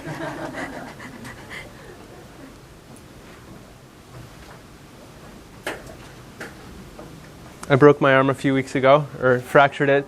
It's a really glorious, wonderful story, but I don't have time to tell you because it's only 20 minutes. So I'm just going to get started. I'll tell you after if you're interested. So I work at a university called Tokuhai University in Shizuoka Prefecture in Japan, where the typhoon is converging on Shizuoka right now, and it's scheduled to land the same time my flight lands tomorrow. I'm a little bit nervous about that. but hopefully it'll be okay. So I came for the risk. My two colleagues did not come with me, but I'm going to talk about evaluating university student agency and autonomy with something called narrative frames. And basically, I'll talk very little bit about these two concepts because of time. Then I'll talk about the frames themselves as a qualitative research tool, and then I'll talk about the results that we came up with. But first, I'll just introduce briefly ER practice at our university. So we're a 4-year college, and we do, for the past 5 years or so, we've been doing extensive reading in kind of phasing into most of the reading classes. So we do silent sustained reading in classes with ER notebooks and reading outside of class with ER notebooks. And it's supported by the Foreign Language Study Support Center. That's what FLSSC stands for. And students can check out books from both the Foreign Language Study Support Center and from the library. And so what this means is we hope extensive reading as a practice is broadly supported throughout the university. And so I find I teach mostly oral communication classes, but I don't really need to introduce a lot of the basic principles and vocabulary of extensive reading after the first month or so because they're getting it in their Japanese classes one way or another. So that's kind of where we're at. This is a picture of the Foreign Language Study Center. And let me move on to talk about autonomy and agency. I don't have time to kind of operationalize or deconstruct these terms. There definitely, books have been written about each of them. So I'm just going to talk about how we were thinking about these terms for our purposes. Okay.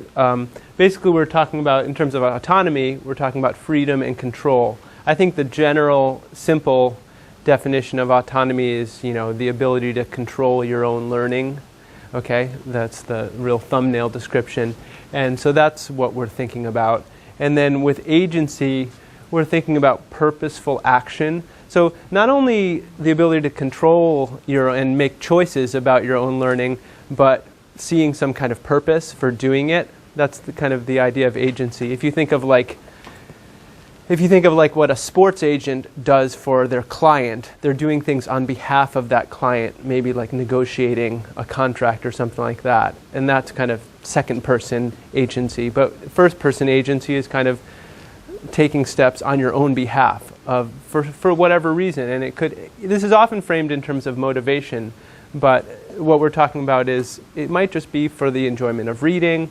It might be an idea of maybe I can improve my TOEIC score. There could be various kind of purposes for why the students are doing reading. But we wanted to explore this in a qualitative way and not just with a survey and not with interviews. So we use these things called narrative frames, which I'll talk about in a moment. But first I should just tell you the research questions, which helped us in the framing of this.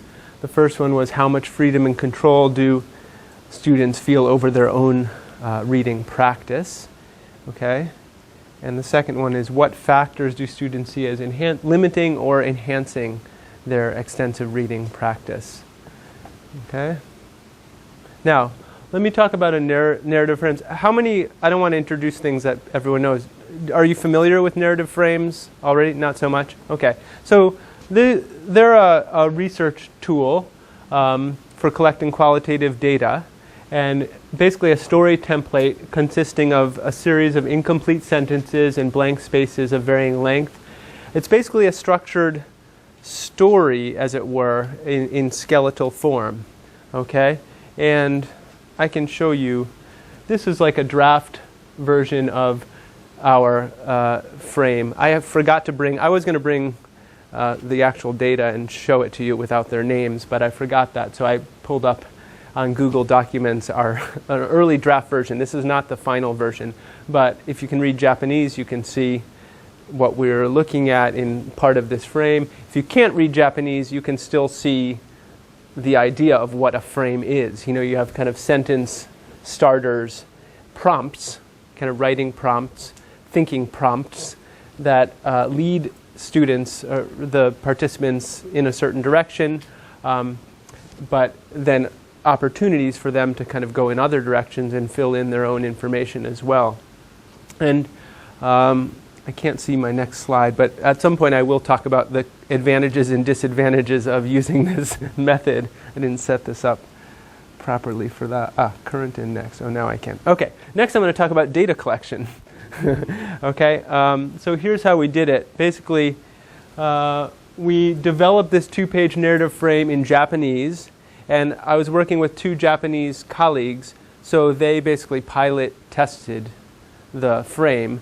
Now, they're extensive readers too. They are practitioners of extensive reading. So together, kind of like we had this initial brainstorming session about the kinds of things we wanted to explore, and then together, in a mixture of kind of Japanese and English, we decided the kinds of things we wanted in the frame, and then we wrote it out together.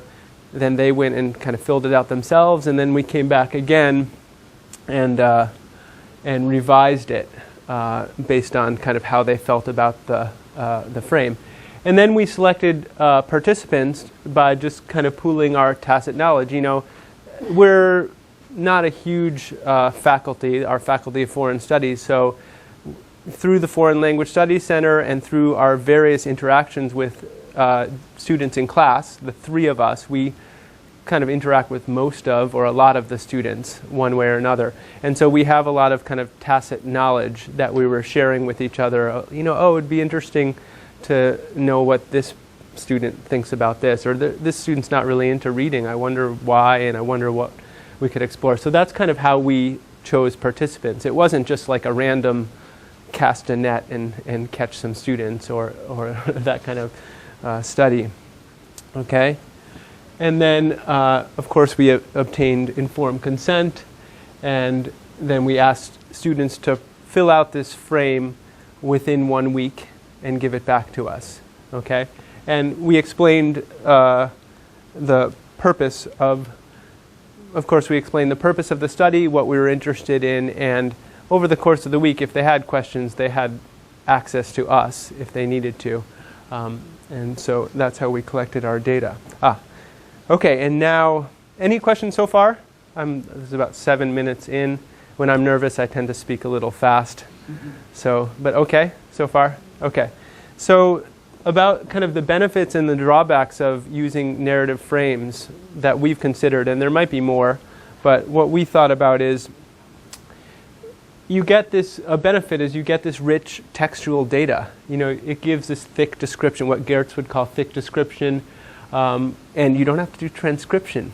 So qualitative researchers who've done interviews with like a foot pedal and trying to transcribe or however you do it, that's painstaking and very slow, difficult process. So that's a nice advantage from a practical standpoint. The other thing is these open-ended prompts leave room for students to uncover things that we didn't think would come out. You know, we came in, obviously, with things we wanted to explore, but what we found is students took things in different directions, which is great. Okay, that can happen in a conversation as well, but maybe they have a little bit more freedom to do it in a textual situation. And they had this time allowed for reflection. They had 1 week. The frames were 2 pages. They weren't too extensive. It wasn't a big burden over a week as kind of an assignment. And in fact, the students who were kind of chosen to do this, I think they felt kind of honored to be chosen to be part of our study, and they felt an obligation, most of them felt an obligation to do a good job with it and think carefully about it. Okay? Another thing that I thought is nice is, you know, when we think about qualitative research or quantitative research, you know, the way the researcher frames things also has a big effect on the results, right? We kind of know that. And the nice thing about a narrative frame is it makes that explicit. Like we can see these are the things we were going after, and then, well, students either responded to that in the way that we assumed they would respond, or one of the 2 ways we thought they would respond, or they responded in a totally different direction. So that was nice, having that right there and very clear and easy to reference.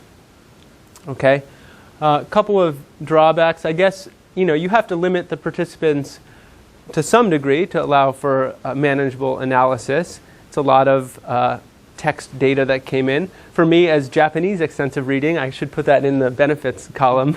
That was good practice for me to go through, and you have to encourage the students to write neatly, of course. But, that was nice. But if there was too much data, especially me as a non-native Japanese speaker, it would have been very hard to go through too much data. So we had to limit that to some degree, though probably not as much as for interview data. And, the richness of the data depends on the cooperation and motivation of the participants. As I said, most of them really took it very seriously. We had, I think, one participant, his answers were quite short. And now, we could have followed up with him and pushed him for more information, but we kind of needed to move on. So you kind of have to choose your participants wisely and hope that they will fulfill their part of the bargain. In an interview, you could just keep prodding and pushing and getting more information, right? Okay, so those are kind of the benefits and drawbacks that we saw. Now, the participants. We had 10 practitioners, and we chose about 5 people who we considered avid, really enthusiastic practitioners, readers, and about 5 people who we saw as more reluctant readers. And so the range was about 150,000 to 1 million words in a year is what the range of these readers were. They all had been doing ER for a year or more. Okay? They were all what we would consider for our university kind of high proficiency learners. And so that was by design from the beginning. We wanted to focus on these high proficiency learners, which, even though they were high proficiency, especially with those 5 who are reluctant readers, we were curious about why can't they get into reading. And this is kind of was part of our motivation for the study. Okay? Am I going too fast? Okay. Okay. And the analysis. So again, for analysis, what we did is we first worked independently with the data.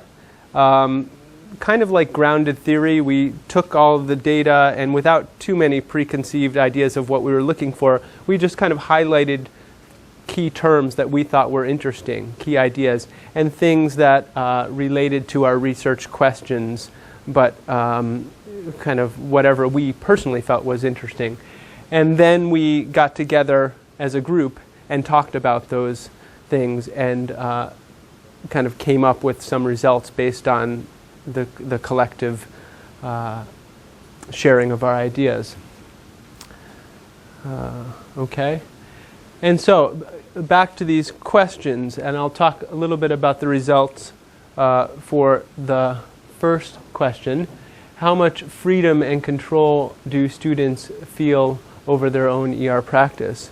We found, and we kind of highlighted these 6 issues, and some of these were directly related to things that were in the frame, and some things came out independently. So, in terms of time, and I'm going to look at my notes for this, some students felt like they liked the freedom of being able to read sometimes in class and sometimes out of class, whereas others needed in-class reading time for their motivation. So it's kind of some of them, we found quite a range, and we didn't kind of end up counting, but we found that there was a range of whether people liked being kind of told this is reading time in class versus some who didn't. Also with place, many, place and then pace, right? I think most students liked the idea of freedom. So talking about like they can read on their commute to school, or they can read at different places in the university. And same with pace, they felt like most people liked that freedom to go at their own pace. A few students felt kind of pressure, and this relates to the next research question of what some people saw is enhancing and limiting their extensive reading practice. So I'll talk about that a little bit later. Now, genre, sometimes the genre that they liked varied between their language. And this also I'm going to talk about in the next slide. But it wasn't always a one-to-one match between their Japanese genre preferences and their English reading, L2 reading preferences.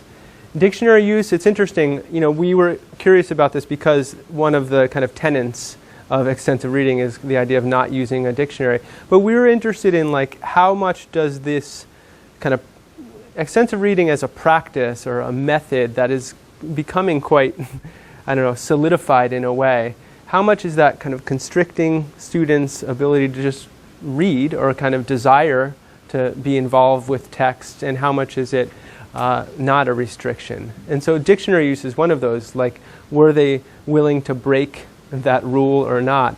And what we found is really a broad range. Some students kept to the rule completely, and these are all kind of, again, high proficiency English users, and they most of them, though, said they felt comfortable using a dictionary, but they often delayed it to afterwards. So they often would make a note, really? 1 minute. Okay. And reading level, what can I say about that? Let me actually, this is addressed in this next one. This is quite an extensive slide, so in 1 minute. I got to get, next is implications, and I think that's the last slide, but I'll just say things that they saw as enhancing, conceiving of ER as a hobby, having awareness that their English skills are improving, and limiting, we found almost as many, they expressed a difficulty with deciding when they should go up to the next level. And again, this is high-level, high-proficiency English users, but they had anxiety about going to that next level. And they felt like some high-level reluctant readers felt like, I'm in class, we're doing SSR, my friends are concentrating reading, but I can't. And that was intimidating to them. And that relates to pressure from peers. This one I just want to mention briefly, the gap between what they can read in Japanese and in English and the enjoyment.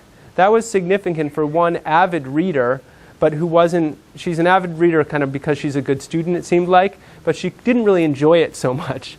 She enjoys Japanese reading because of the text, and she really enjoys the play of language and different authors, but she didn't feel like she could get that in English, okay?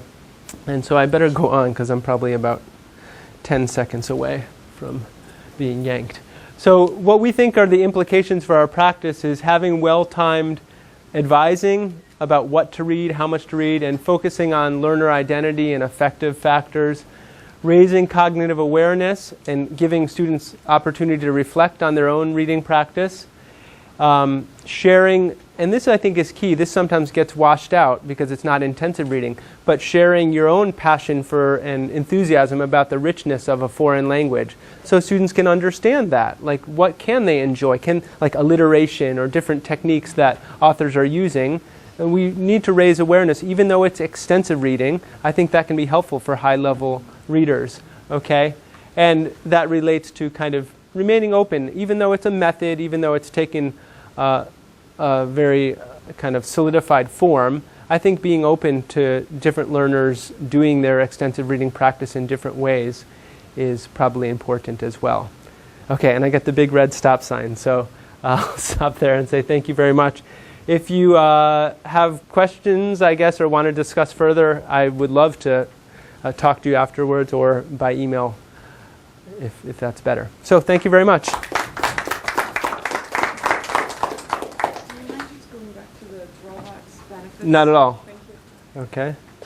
Because I was listening to you. Yes, I'm sorry. I'm sorry to pack in so much, but 20 minutes is like...